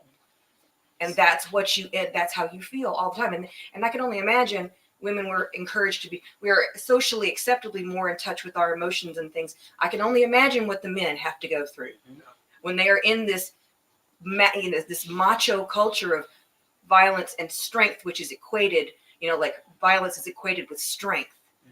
Domination is equated with being a strong person, control. And the only acceptable emotions are fear and anger. I mean, I can only imagine what that does to a man. You know what I mean? And I'm not doing nothing wrong.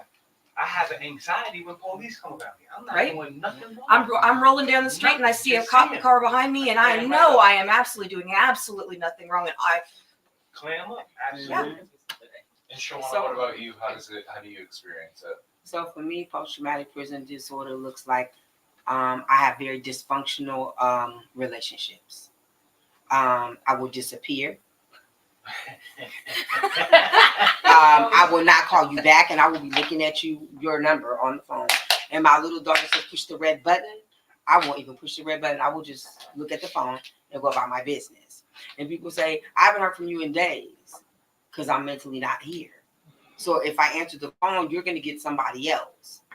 And when I'm nervous, I walk my cell, right?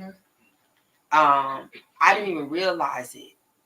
And I just was nervous in my house and just pivoting and pacing and pivoting and pacing. And my son said, what are you doing? He said, so you know the whole apartment is yours, right? And I was like, whoa, snap back. And so, like, nobody understands, like, my interpersonal relationships with humans is emotionally fucked up. It's just no word for it. Like, I have very bad interpersonal relationship skills, and everybody thinks that I love crowds, right? Because I do a good job at masking as if. And in real life, nobody's in the room with me. It's just me. And the people are not there. Because in my head, it's just me. And my fears are real. Like, I have night terrors. And for lack of non-transparency, because I think we can't heal until we get real. It's so bad that, like, in a relationship, I woke up one day and somebody was in the corner, and said, I didn't want to leave because I didn't want you to think I robbed you. And they made a video, and I said, whoa. Like, I had a night terror, and it was scary. And I know I have them, but it's different when somebody gets to see it and you scare them. And as a woman who's been formerly incarcerated, that shows up different. Because, see, we're used to taking care of men in trauma. Nobody takes care of women in trauma. And our trauma shows up different. Our trauma shows up in the relationship. It comes with you like baggage. And so when I go low and disappear, that shows up different. Miss Ruth be like, I ain't even mad no more. I know you formerly incarcerated. And the only people who understand me going low and just disappearing and not answering them back is people who've been in prison, because they do the same thing. She will send me, Jessica will send me emails and texts, and I would be like, doo, doo, doo, doo. And I'm like, I'm not here. And finally, she'd be like, oh, you surfaced. But because she's been impacted, she's never mad. She understands. I just keep sending them. And but I understand that my trauma shows up different. Like, I don't like the elevator. I don't like small spaces. It makes me nervous. I get anxiety. like she said, touching is funny. In prison, that was one of the funniest things about me. I went in prison and I wasn't a toucher. That's where I learned to touch everybody. In the place you're not supposed to touch the people. Because I was a kid, I wanted humans. I wanted a mother. I wanted cousins. I wanted people. And I don't know about men's prison, but women's prison, I had a father, I had a mother, I had uncles, I had cousins, I had a whole family. And I created a whole world. Because I live in this world, right? And the only thing that made me feel halfway normal was the fact that I created family. And so in my unstable moments, I had them. But I watched things happen to humans that should never have happened to humans in the penitentiary. And most people will never tell people what really happened because people was just surviving, right? And for me, I got 2 women tattooed on my legs that never had been in prison. I did that free because I didn't go to prison with daddy issues. I had mama issues from the rip, right? Because nobody wants to be honest. And I think when you talked about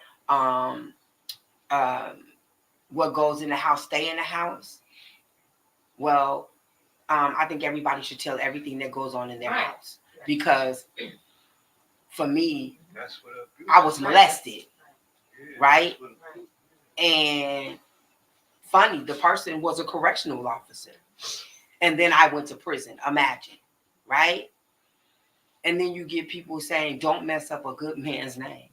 Oh, Lord. And so Black people have learned, and it's acceptable to eat with the rapist. The rapist go to the family reunion. The rapist sits in the church on the first pew. And we've acclimated ourselves to be okay, right? And we say, we don't want to hurt the people. Well, the people hurt me. Exactly. Well, everything that went on in this house led me to prison.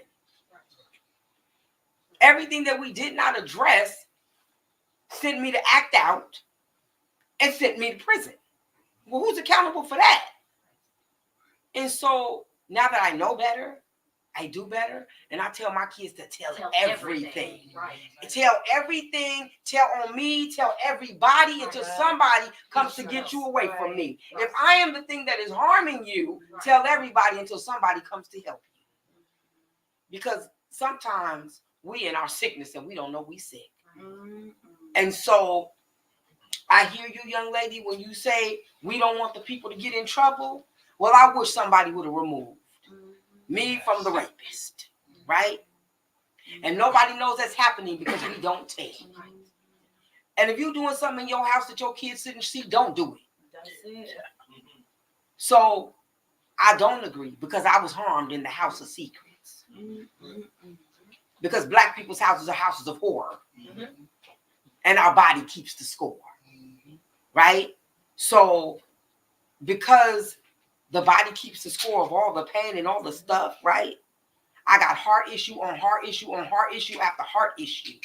I got health issue after health issue after health issue. And mental health. And mental health issues.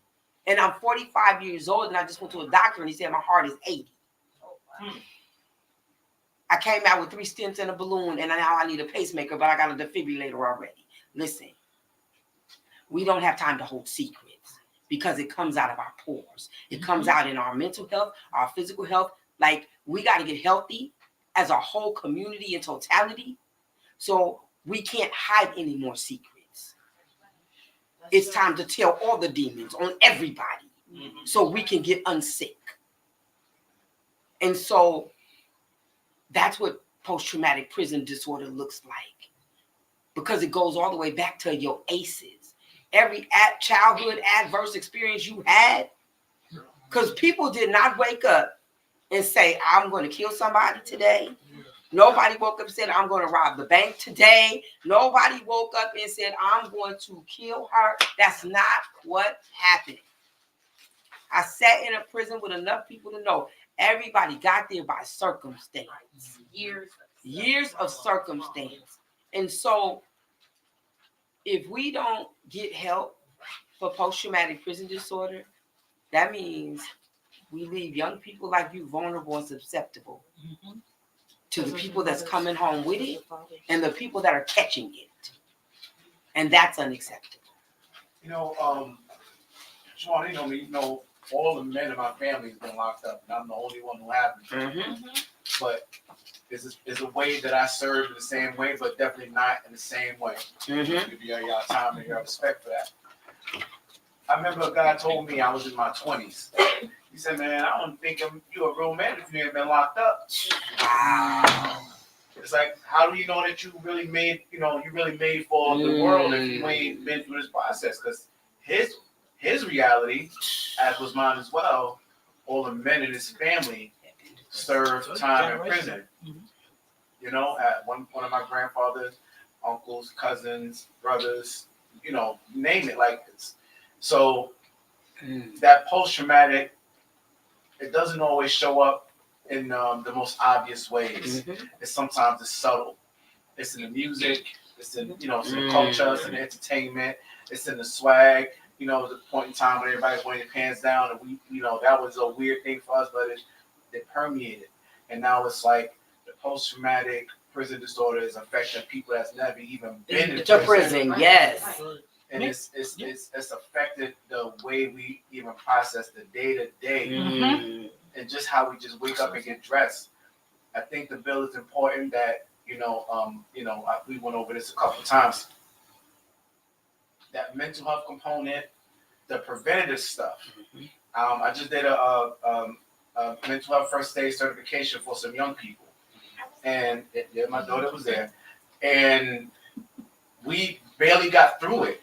Because just giving them the tools to be able to help a person who may be in a mental health crisis was more engaging for them. Just them having the tools to be able to say, I might want to help a friend. I might want to be able to access a person, be able to assist a person who might be in a mental health crisis. There is a hunger for people who are affected by post-traumatic prison disorder, that they know that there's something wrong, but they just don't know how to fix it. And so there's a hunger to have those tools out there available, and talking to more young people who might want to just learn how to make their own community better, because they really know that it's not right. They just don't know how to make it better. Absolutely. Andre, you said something. Man, there's so many things, it's dynamics and all over the spectrum. So I want to address a couple of things. Kudos to you, young lady, and your father for taking you and speaking about the young people and the college students, because all of those things matter. All of those things, when we come to mental health and looking at how the perspective of young people is needed, so speak those voices, but also how we make change is like this, but then we need to echo it where the policymakers are. And we have to make sure that we are calling our legislators, and we have to connect with the elected officials in our districts or whatever you call them in New York. I'm not sure, but that's how you start to implement policy. And we were talking about people of color, like it's 4% therapists of people of color, 4%. So we can't be everywhere, but you do have some knowledgeable therapists in New York and in the boroughs. I've been to some conferences here.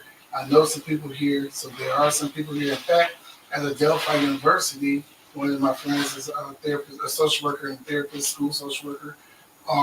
But he also works at Adelphi, but they'll be hosting a conference April 27th, and they're going to be talking, their whole topic is about implementation and policy for issues that relate to mental health.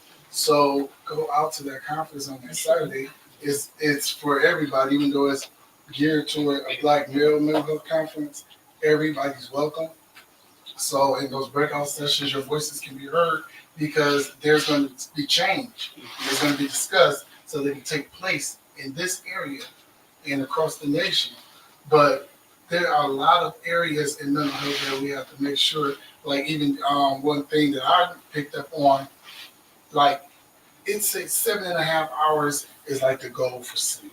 So you can actually function properly. So that if you have sleep deprivation or not getting enough hours of sleep, you're irritable, you're distracted, you got brain fog, all these things going on. But what time are you up every day? Because it's a time that you probably woke up when you was in prison. At 4 o'clock. And you cannot shape that. So that's going to impact you throughout the day. 4 o'clock. Every day. Which is over your lifespan. So that affects your mental capacity and functioning every day, a part of post-traumatic prison disorder. So make sure that that's also implemented. Absolutely. For support. But then also, I got to say a couple of things that you mentioned that I have to challenge. One was like therapists and doctors, they're not diagnosing you on your parents' issues. Your parents' issues may impact you and affect you, but they're diagnosing that child on whatever the child may be presenting on what they know is see through assessments and stuff. They can't diagnose you on somebody else's stuff. That would be unethical. And I'm not saying that everybody is ethical, but there's also issues with Caucasian therapists that are not culturally sensitive because they will give you, and it's a whole, DSM is a whole other issue, but because you got to fit in some type of category in order to get qualified. When I sit down with somebody, I've got to put a diagnosis code in that system the first day I meet with them in order to get paid. So if I don't put a diagnosis code, I don't get paid. So we have to be thorough, but you have to be knowledgeable to see what you're looking at. And there's some ways around it where we can have like a couple of diagnoses to get us in like at least 6 months, but we need to be as close to what we're seeing as possible. And sometimes we don't have enough information to be able to do that in the session, but we have some ways around it. But I had a couple of other things. I just think that it's important that we talk about all the neighborhood, the kids that's in your community. What was different back in the day when I was growing up is there was relations. So we have to build relationships again. And it's not easy because our kids can be intimidating. Even the younger people than us, not even kids, can be intimidating. But that's what it takes on the neighborhood and not the hood. So we have to actually put the neighbor back in the hood. So we have to try to reach, not correct. You have to build the relationship first before you can ever start to adjust anybody's mentality, because they'll respect you when they see you if you build a relationship. It'll start to shift and you won't even know it. It's kids that come up to me. I've worked in the school 17 years as a school social worker, and it is amazing the things that they tell me that I have no recollection of. But it was all about relationship. One of my students sent me a message and said, I want you to know. I want to thank you. If you find me on Facebook, I want to thank you. And I'm like, this kid, you only worked with me for 2 months, 3 months. And he didn't have financial aid to continue. But he said, in that time I was with you, you showed me what it looked like to be a positive black man. You showed me what it looked like was to show up to work every day. You showed me what it looked like to dress. And I just was stuck because I had no idea, because we didn't talk about any of that. We talked about him, where he came from, how he went, what his goals was in life, and what I needed him to do as a student assistant. That's all I remember. But he said all of that, and he said, being there with you is helping me be a great father to my kids. Because I didn't have an example before I met you. Wow. But we didn't talk about any of that, but the relationship is what was built. So that's what we have to put in our neighborhoods, because that's what's going to make the difference. The enemy is going to do all kinds of things. He's going to play with our minds. He's going to play with our kids. He's going to get in situations. He's going to make people hate us, talk about us, whatever. Do what you do, and that's all you worry about. As long as you are aiming to do the right thing by human nature, do it. Don't get stuck in that.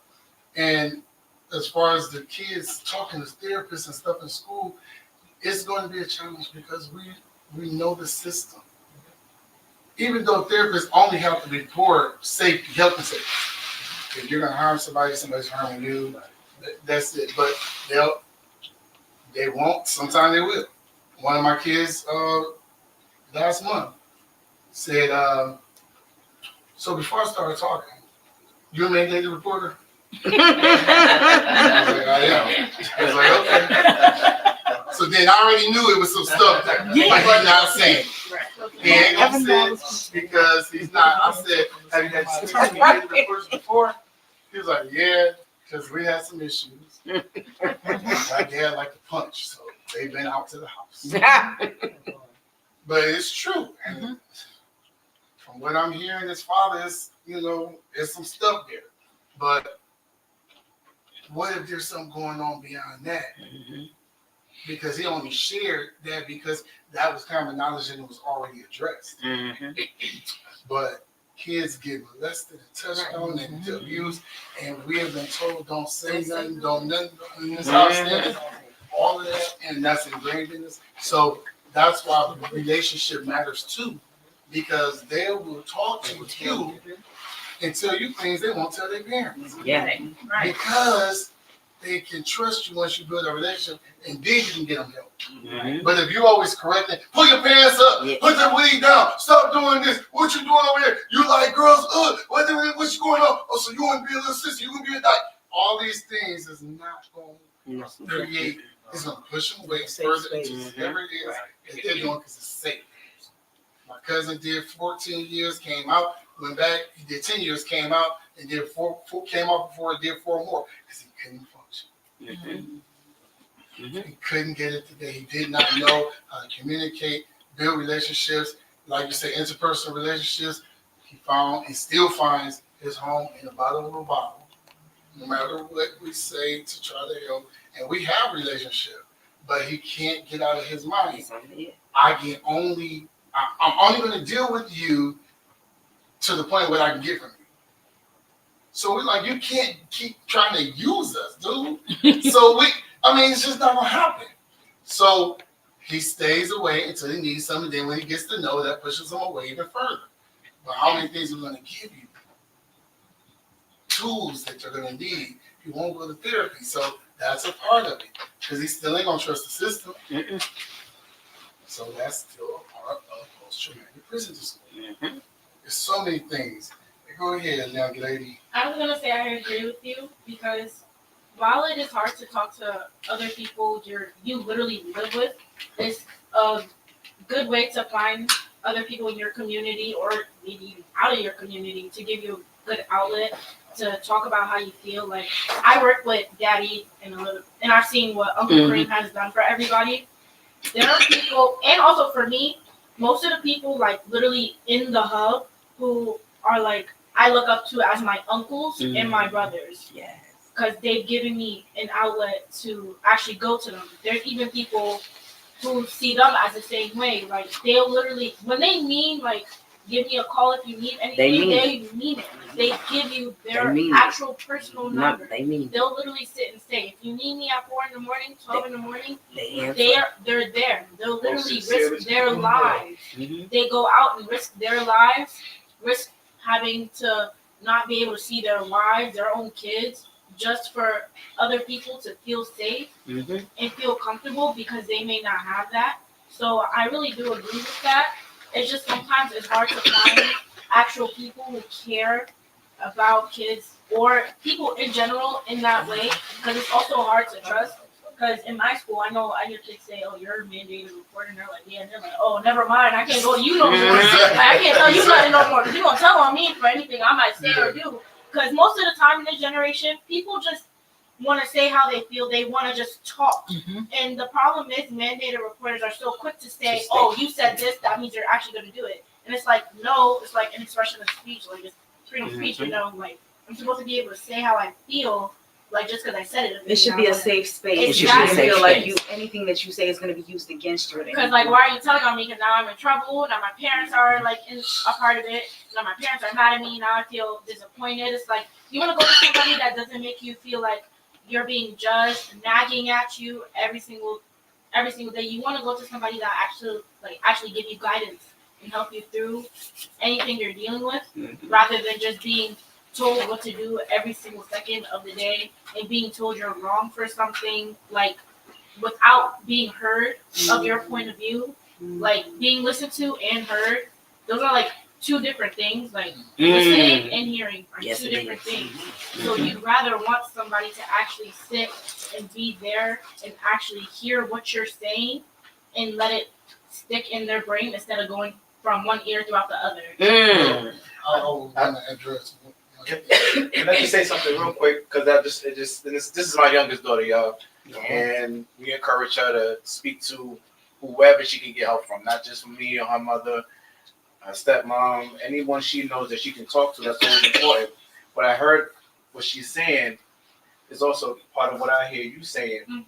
Is having people that's really just going to listen, non-judgmentally, and just give you the room to speak safely, right?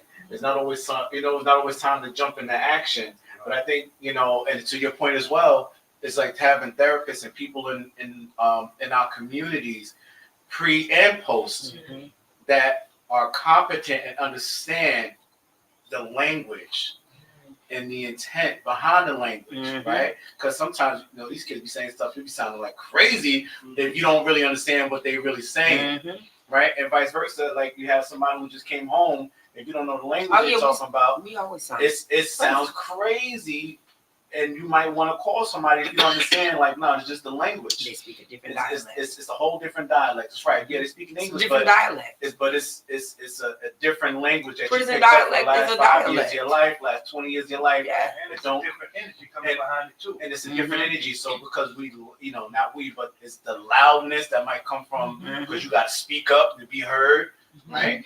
And then you got to wait for your turn to be heard, and then we got to know the difference. And I think having not enough, therapists in our communities that understand the pre and the post, right? From the communities, it's important to have those. But if we have, hold on, we miss Kimball because he quiet in the corner. What does post-traumatic prison disorder look like for you? Most of the things you all spoke about, waking up at a certain time every morning. Every morning, I got. It's a struggle. Your fears. You don't know what the day gonna bring. Like you say, you be out somewhere and somebody bump you. That make you get on defense real quick. That's a trigger. And it shouldn't be like that. I should be able to go through life better than that. Like, I never want to downplay how another person feels. I never know what another person has went through. And I got a program where I have guys call me 3 o'clock in the morning. I leave my wife, I have to leave my bed and go talk to a guy off a roof. Man, hold on. We done came too far. We out here now. Let's make something better about ourselves, and we can go and help someone. So let me help you help me. And helping someone else, I found out, is really helping me. So I always try to help somebody in a situation, but post-traumatic is very scary. It's very scary. But the key to everything is to know yourself. You have to know yourself. I don't know his name, but he said some things. He said some things that I'm talking about rocked me, shook me to my core because I know they are true. I just don't speak about them because I've got a false bravado. But they spoke these things that I feel.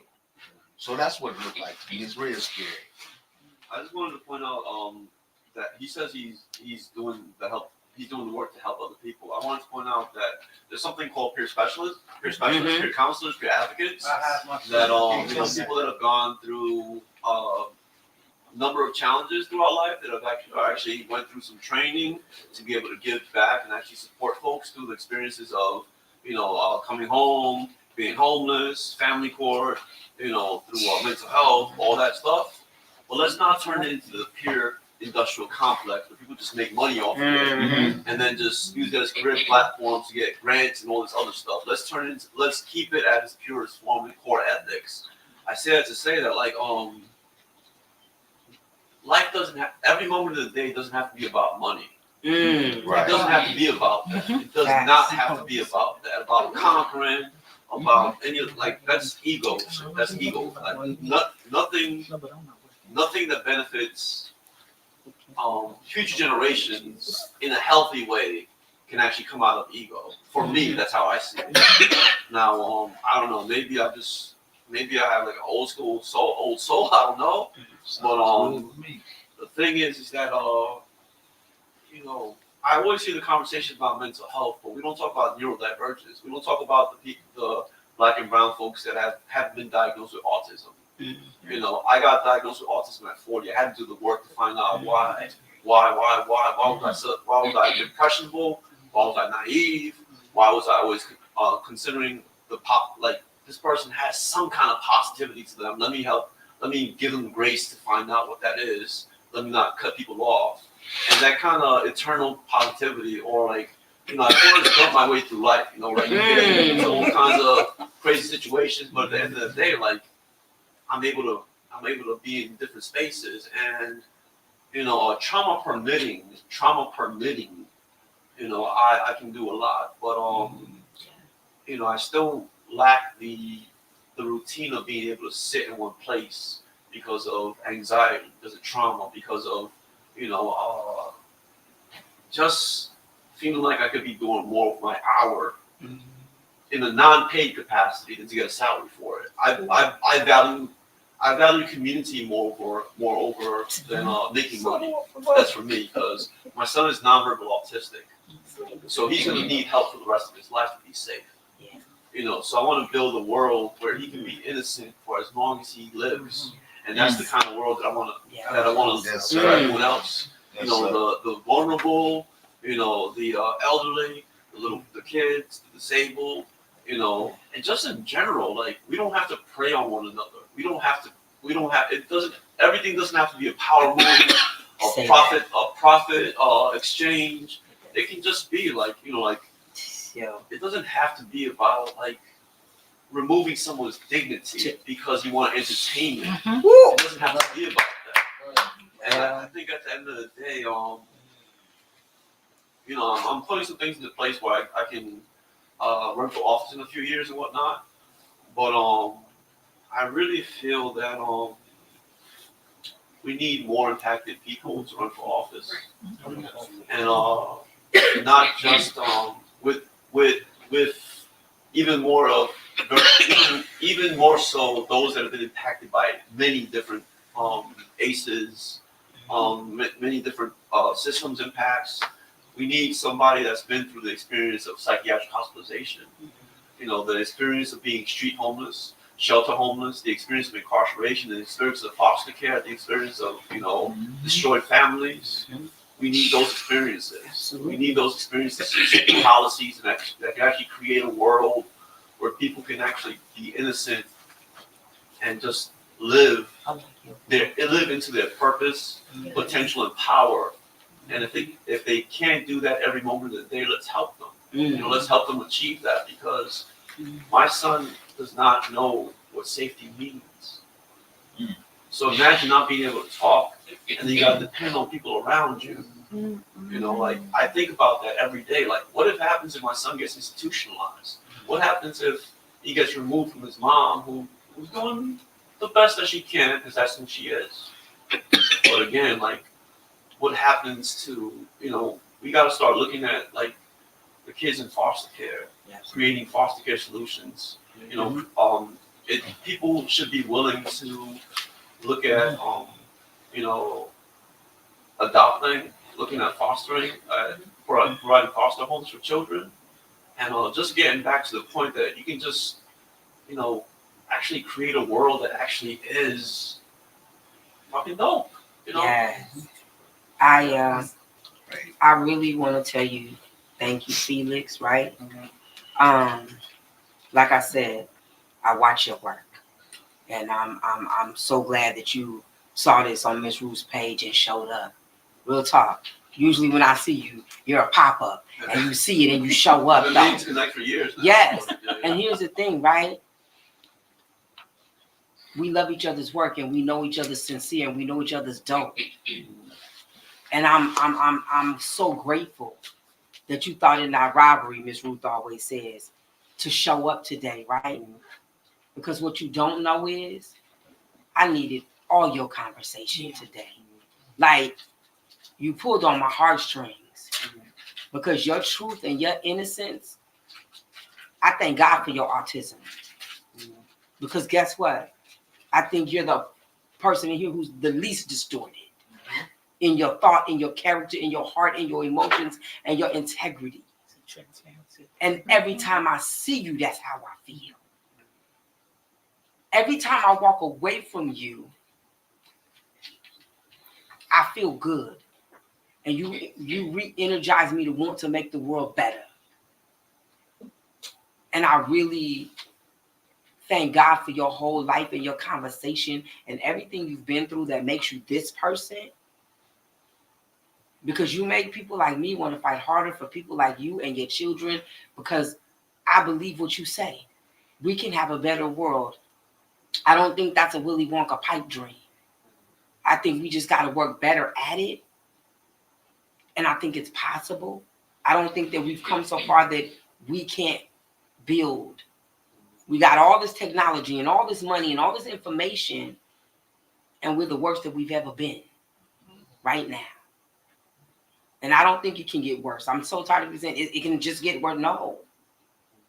We can re-engineer this. We can reconstruct this, right?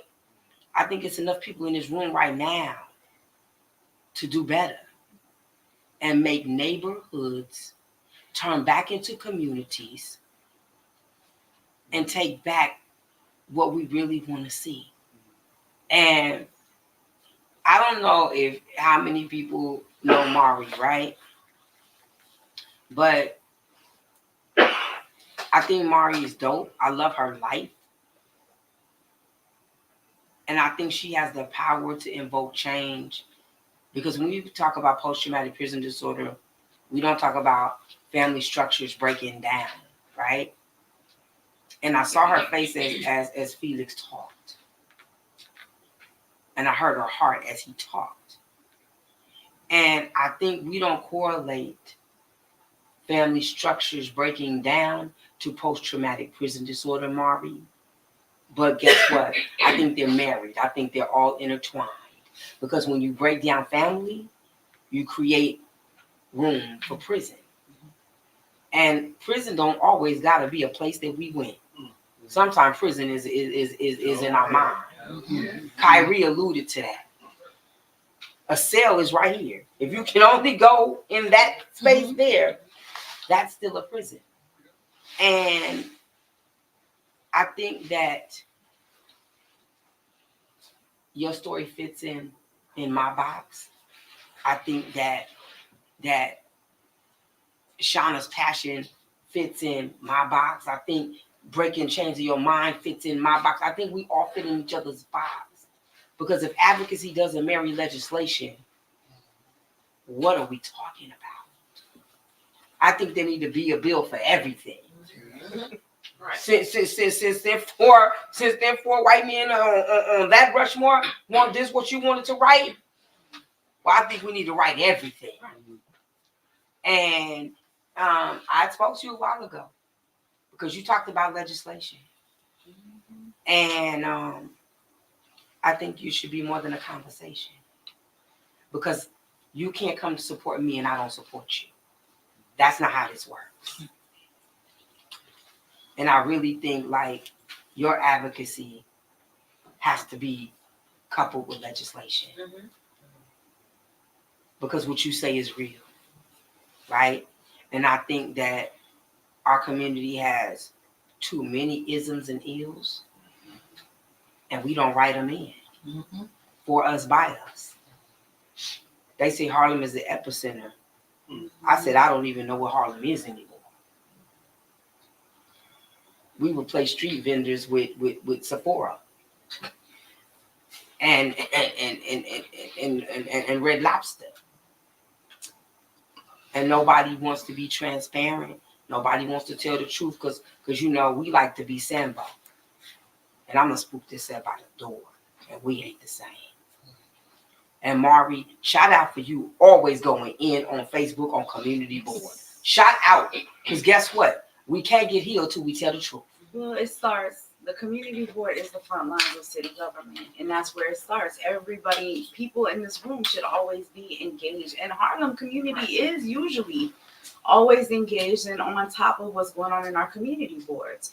But there have been, as of late, some things that have just happened in our community that have, you know, Adam Clayton Powell Jr. would be rolling over, you know, our late Mayor David Dinkins, our late Calvin Otis Butts. You know, there are so many things that we need to be doing proactively. And it does. It starts with each and every one of us in this room. But the change that we want to see starts with each and every one of us. And Felix, when he was talking about people running for office, President Barack Obama made it very simple. He said, go get your clipboard. When you see something that's wrong, go get a clipboard, get your petition, and get out there and get those signatures, because that's what it's going to take to make the change. If it doesn't turn out, if people don't elect people to run, that's going to make a difference, then they can definitely do petitions for legislation. So I have something called Letter to Legislation that I've been working on for 7 years. And it's really about, you know, parental alienation, because we like to blame victims. And the same thing is happening with post-traumatic prison syndrome, is that you blame the victims, and that's not how we're going to get forward in our communities. That's not how we're going to get forward in life. We're not going to, you know, penalize parents for wanting to be parents, or, you know, put them in jail for wanting to or put people in jail for wanting to make a difference in their community. Absolutely. It really starts with politics. A lot of the things that Felix said. Absolutely. The politics of, you know, madam whatever, and, you know, a big I and little u, but God is no respecter of persons. So we have to really make sure that when we see people like you who are making a difference, Shawanna Harmon Goff, who's making a difference, different people in our community that are making a difference, we're supporting them when they're right. And then we check them when they're wrong. And that's what used to happen in our community boards. That's what used to happen in our community was, wait, that you might be right on this part, but you're not right on that part. And we used to do what was focused. We used to be focused and determined on what was right. When I was trying to be proactive on the community board about a women's issues committee, because I saw that when by the time you get to 3 people on the board that is going through domestic violence situation, when you just get to 1 that everybody knows about, there has to be something that is done about it. Right then and there, because what affects one of us affects all of us. Yes. And that's, I mean, so we have to make a change about that. We can't just placate and say, well, it's okay that this person is going through this kind of abuse or this kind of trauma in their personal life because they're enduring it.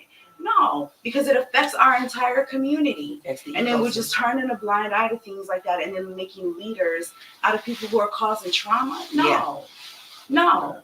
And that's a no. And how is our community going to heal as long as we are continuing to uplift people who are desperately wrong? I want to use another word, but desperately wrong.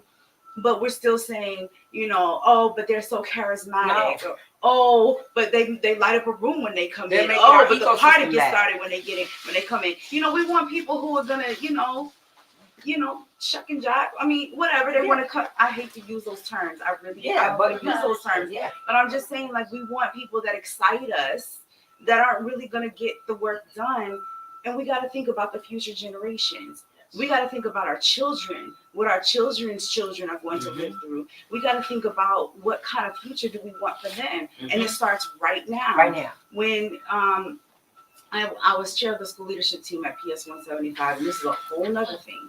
You know, Black history being taught in the schools. You know, teaching our children how to have pride in themselves. That you can make it if Frederick Douglass did. That you can make it if Sojourner Truth did, and made sure that Black women were included in the right to vote, because we would have been excluded. Like those kind of things we want our children to know. We say, know your history, know your greatness, but that's real, you know, and you have a sense of pride when you know who you are.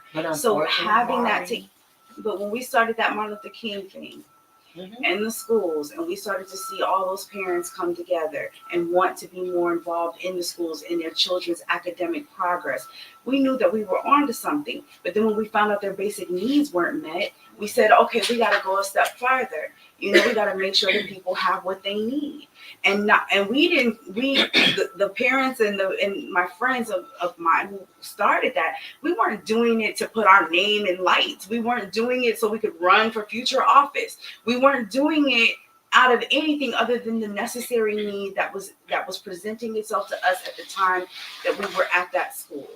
And we did not expect to get hit with so much blowback in Harlem, where streets are named after African Americans and so forth. So, I mean, just to say, you know, when you are trying to make a positive difference, even on the community board, and you're trying to be proactive about the things that you're seeing, you got to have the support of people. Because when people are against it because they, you know, well, who do you think you are? And how, and you know, and look at what she, you know, who does she think, you know, and all that kind of stuff. That's not how we heal our community. No. That's not how we But you know bring what we're ourselves used to, forward. Mari, unfortunately? When we wonder how people got positions and titles, right? Right. We like to be masturbated by our ears. Right. And that's unfortunate. Because we've learned that a lie is sweet to the ear and the truth is bitter. Shawanna, they don't even promise us nothing. They don't, and guess what? They don't even come in.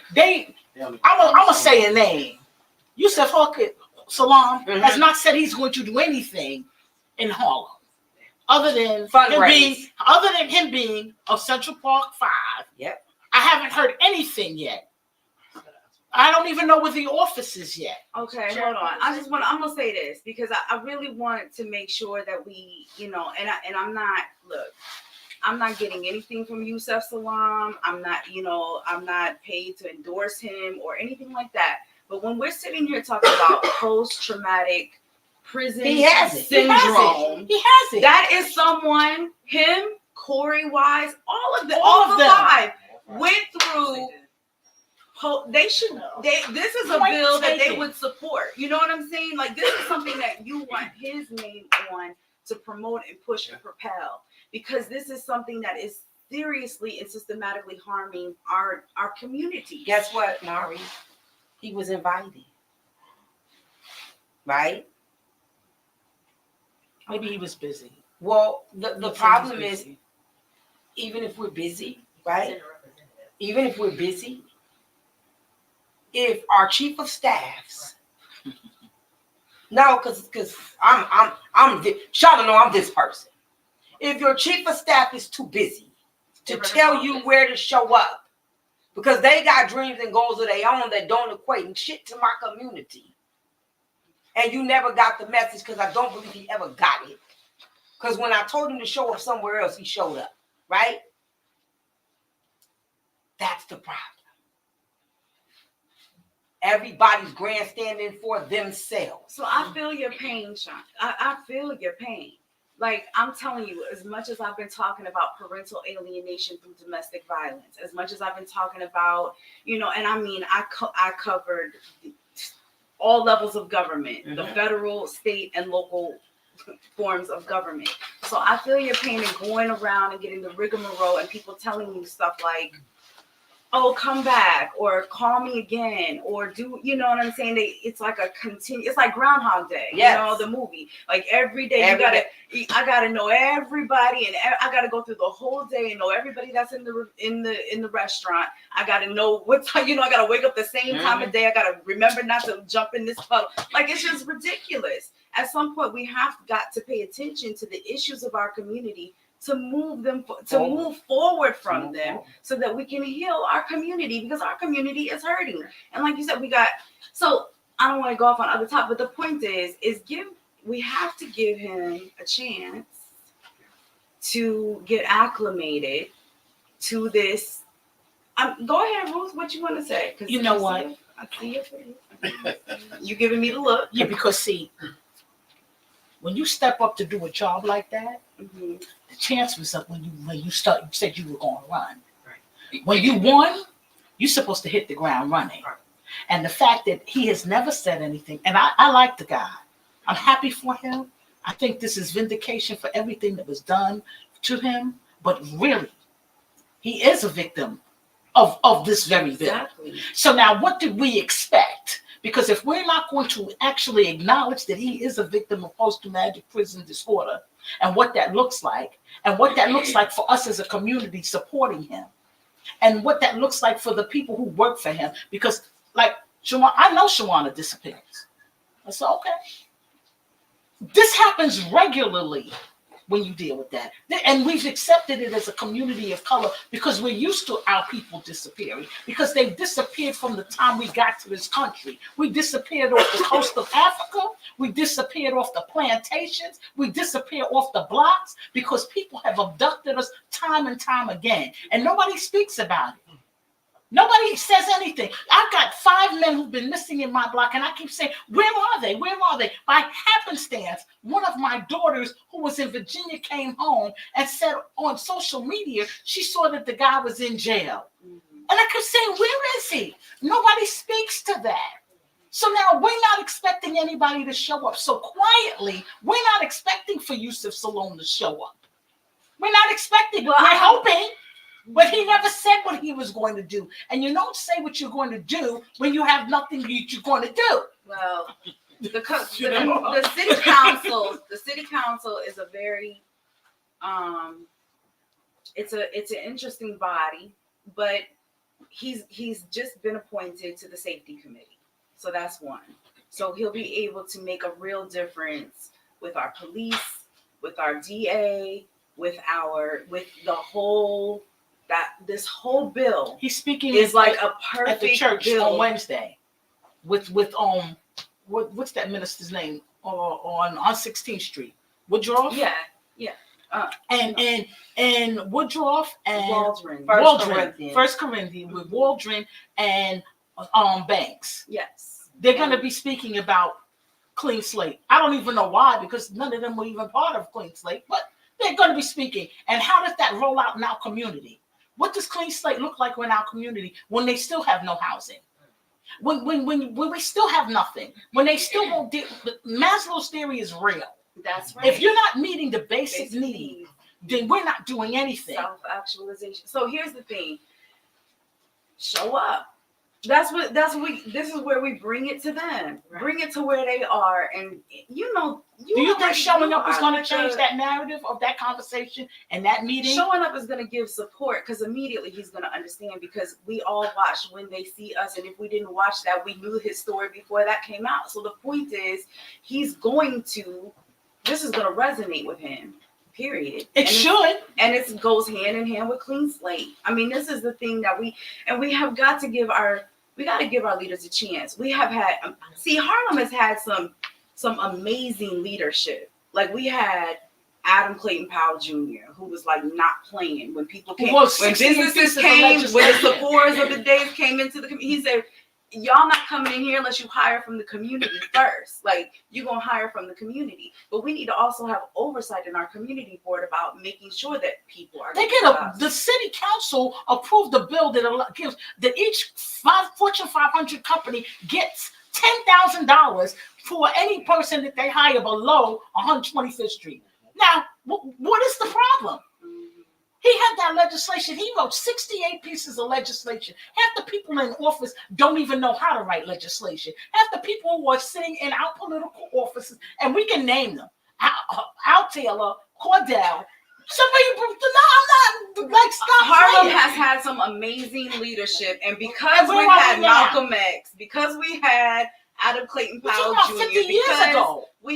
Because we had all this amazing leadership. 50 years ago. And not just 50 years ago. You had the Gang of Four. You had Congressman Rangel. You had President Sutton. Let me go to you. Don't do it. All right, y'all want to be okay? All right, but my point, look, y'all want to be mad at these are people who really. And I was gonna say another name. I was gonna say built or sold. But these are people who paved the way. I'm gonna say paved the way. What did you pay? They paved. What did you pay for African when you took houses for your girlfriends when people couldn't live in? What did you pay? We're not gonna do. What did you pay? We're not doing that. What did you pay? We elected them, did we not? No, I didn't. You didn't vote for. No. Did you vote for Inez? No. Did you vote for well, Listen, let me explain something to you. When we voted for mayor, I didn't vote for the one we got, right? Because that was a shit show and a forest to the trees. Everything black ain't right. And everything that say is for me, when I watch your record, it's not for me, right? I need to see what you did. What did you do when you weren't running for office, right? What did you do when there was no cameras? Okay, so my point is this. Because I'm gonna tell you something real, and I ain't being funny, right? Brian had a seat, right? Did you vote for Brian? I did, but guess what? For me, it was a failure, right? It was a failure. But I'm gonna tell you something. Because people don't like truth, right?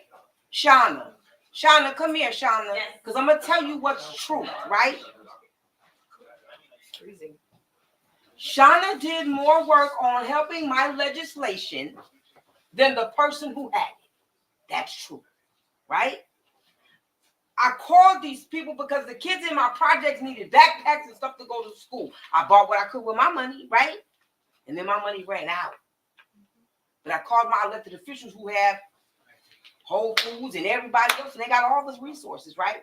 But when we're choosing favoritism and nepotism, and we choose who's popular and who we're gonna give to and who we're not, right? So the power is in the people. The power is in the people. Power is in the people, and the people vote. And my point is, you already know this work. You know how to show up. You know how to advocate. You know how to get your voice heard. So show up. Get your voice heard and keep advocating, and you already have a room full of people who've been supporting you. So like all of us, everybody up in this room. Oh no, I'm definitely gonna show up. I'm definitely gonna show up. You know why? Because people have power, right? Right. But when I was asking for backpacks and asking for food and asking for what I was asking for, right? Somebody had to bring it to me to my door quietly, but I got everything I asked for. Right? And I said, so what I learned from that experience was to go be friends with the chief of staffs, go be friends with the secretary, to go be friends with everybody but that person, because in real life, that person is just there. They're a figurehead. They voted because but that's not always true. No, that's not always true, because there are people, again, we've had exemplary leadership in this community, and I'm just gonna go back again to Adam Clayton Powell Jr. He was one person who was serious about caring for people. But we had to go 50 years back in the archives to get him. So and we he's need to dead. So we need to get. The problem is, I need today Adam. I need today Coretta. I need today Malcolm. I can't see. I like Black history. I don't want it. I need her to be that person now. I don't want to hear about exemplary leadership that happened when my grandmother was here. It doesn't matter. But I'm saying give the lead, and then when she gets in there, give them a chance. Give them a chance. Give them a chance to get in there. The point of stuff like this is getting the generation to be better is come to the kids. Come on. Exactly. You changes lives. And don't separate the children from their mother. I know the director isn't watching this, but shout out to Chloe McMillan for giving us the shirt that says "Artists Change Lives." I do performing arts, and we literally perform for stuff like this. The Freedom Riders, we performed for their 60th anniversary, like last year. Stuff like that, you have to look to the youth to do stuff like this. Clearly, in these type of situations, the adults are not working. No offense, but the adults are not helping with the system. They're not helping. They're not asking the youth or helping the youth at all. Come here. Come here.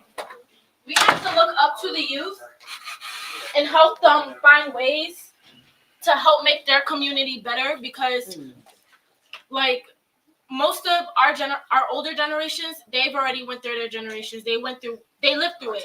Ours. Yeah, so it's our time to finish it and make it better and help it change. And the problem is, like I said to Shawanna before she left, in this generation, we were not giving the opportunity to do that, so we don't care. We don't see it as our business, our problem, because we keep getting nagged and making us feel bad for how our generation looks compared to how your generation is, you know? So we have to get the youth to make it better, because there's not enough adults to show up and show out for the things that they needed to be there for. Like Mayor Adams, he needs to get up out the seat and go. We need new people. This is young people. And the This ain't problem old is, people. This is young people. and the problem is, they got the floor. Who told you to say that? it is what it is. It's the truth. Everyone don't want to hear the truth, but they're gonna They hear don't it, like the because the real thing is, and I was saying to Shawanna, our generation is the most smartest right now because of the fact that we were brought into the light of things that's been in the dark for years. We've been put into the light of things, so we're smart. We're not dumb.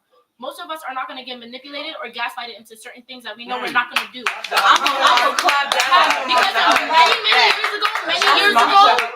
many years ago, kids were used as propagandas. They were used for propagandas to make grown men be in the chair, to be better in the chair, because everyone likes to see kids. Everyone likes to see pictures of kids like, hey, you should vote for such and such because they're good for us. This is what they're doing for us. But it's just the propaganda, because they're not actually doing that for us out on the streets without the cameras around, because there's not everything that's being posted up. And that's why we have to make sure we use technology to our advantage. Getting to the youth, how they like see things, influencers, people who do like little knickknacks and like little DIYs, that's how you get to the youth and catch their attention with things that they're interested in. There's boys who like seeing basketball stuff, sponsorships, clothing brands, mainly clothing brands. In schools, they're teaching us to stick with money because that's all we see right now. Because they rather see us be our own boss than to work for other people. Because we don't like to listen to other people, so they're teaching us to be a boss and be better for ourselves and talk to other people rather than letting other people talk down on us. So the youth is what's supposed to push the generation to be better instead of looking at the adults, because their time is up. Well, guess what? That's on that note. She got the last As an adult, I apologize. Because we didn't do good. We didn't do good. We finished. We are as finished. I want to say you guys failed. It's just like there's some adults that some kids see things so differently, and I thank God for my parents and what they've. I do too. I thank God for my parents because I got to see so many different things and a different understanding on certain things, and like. Oh my gosh, Kyrie, you did that. Hey. That's a good chromosome. I got two more just like it. Hey.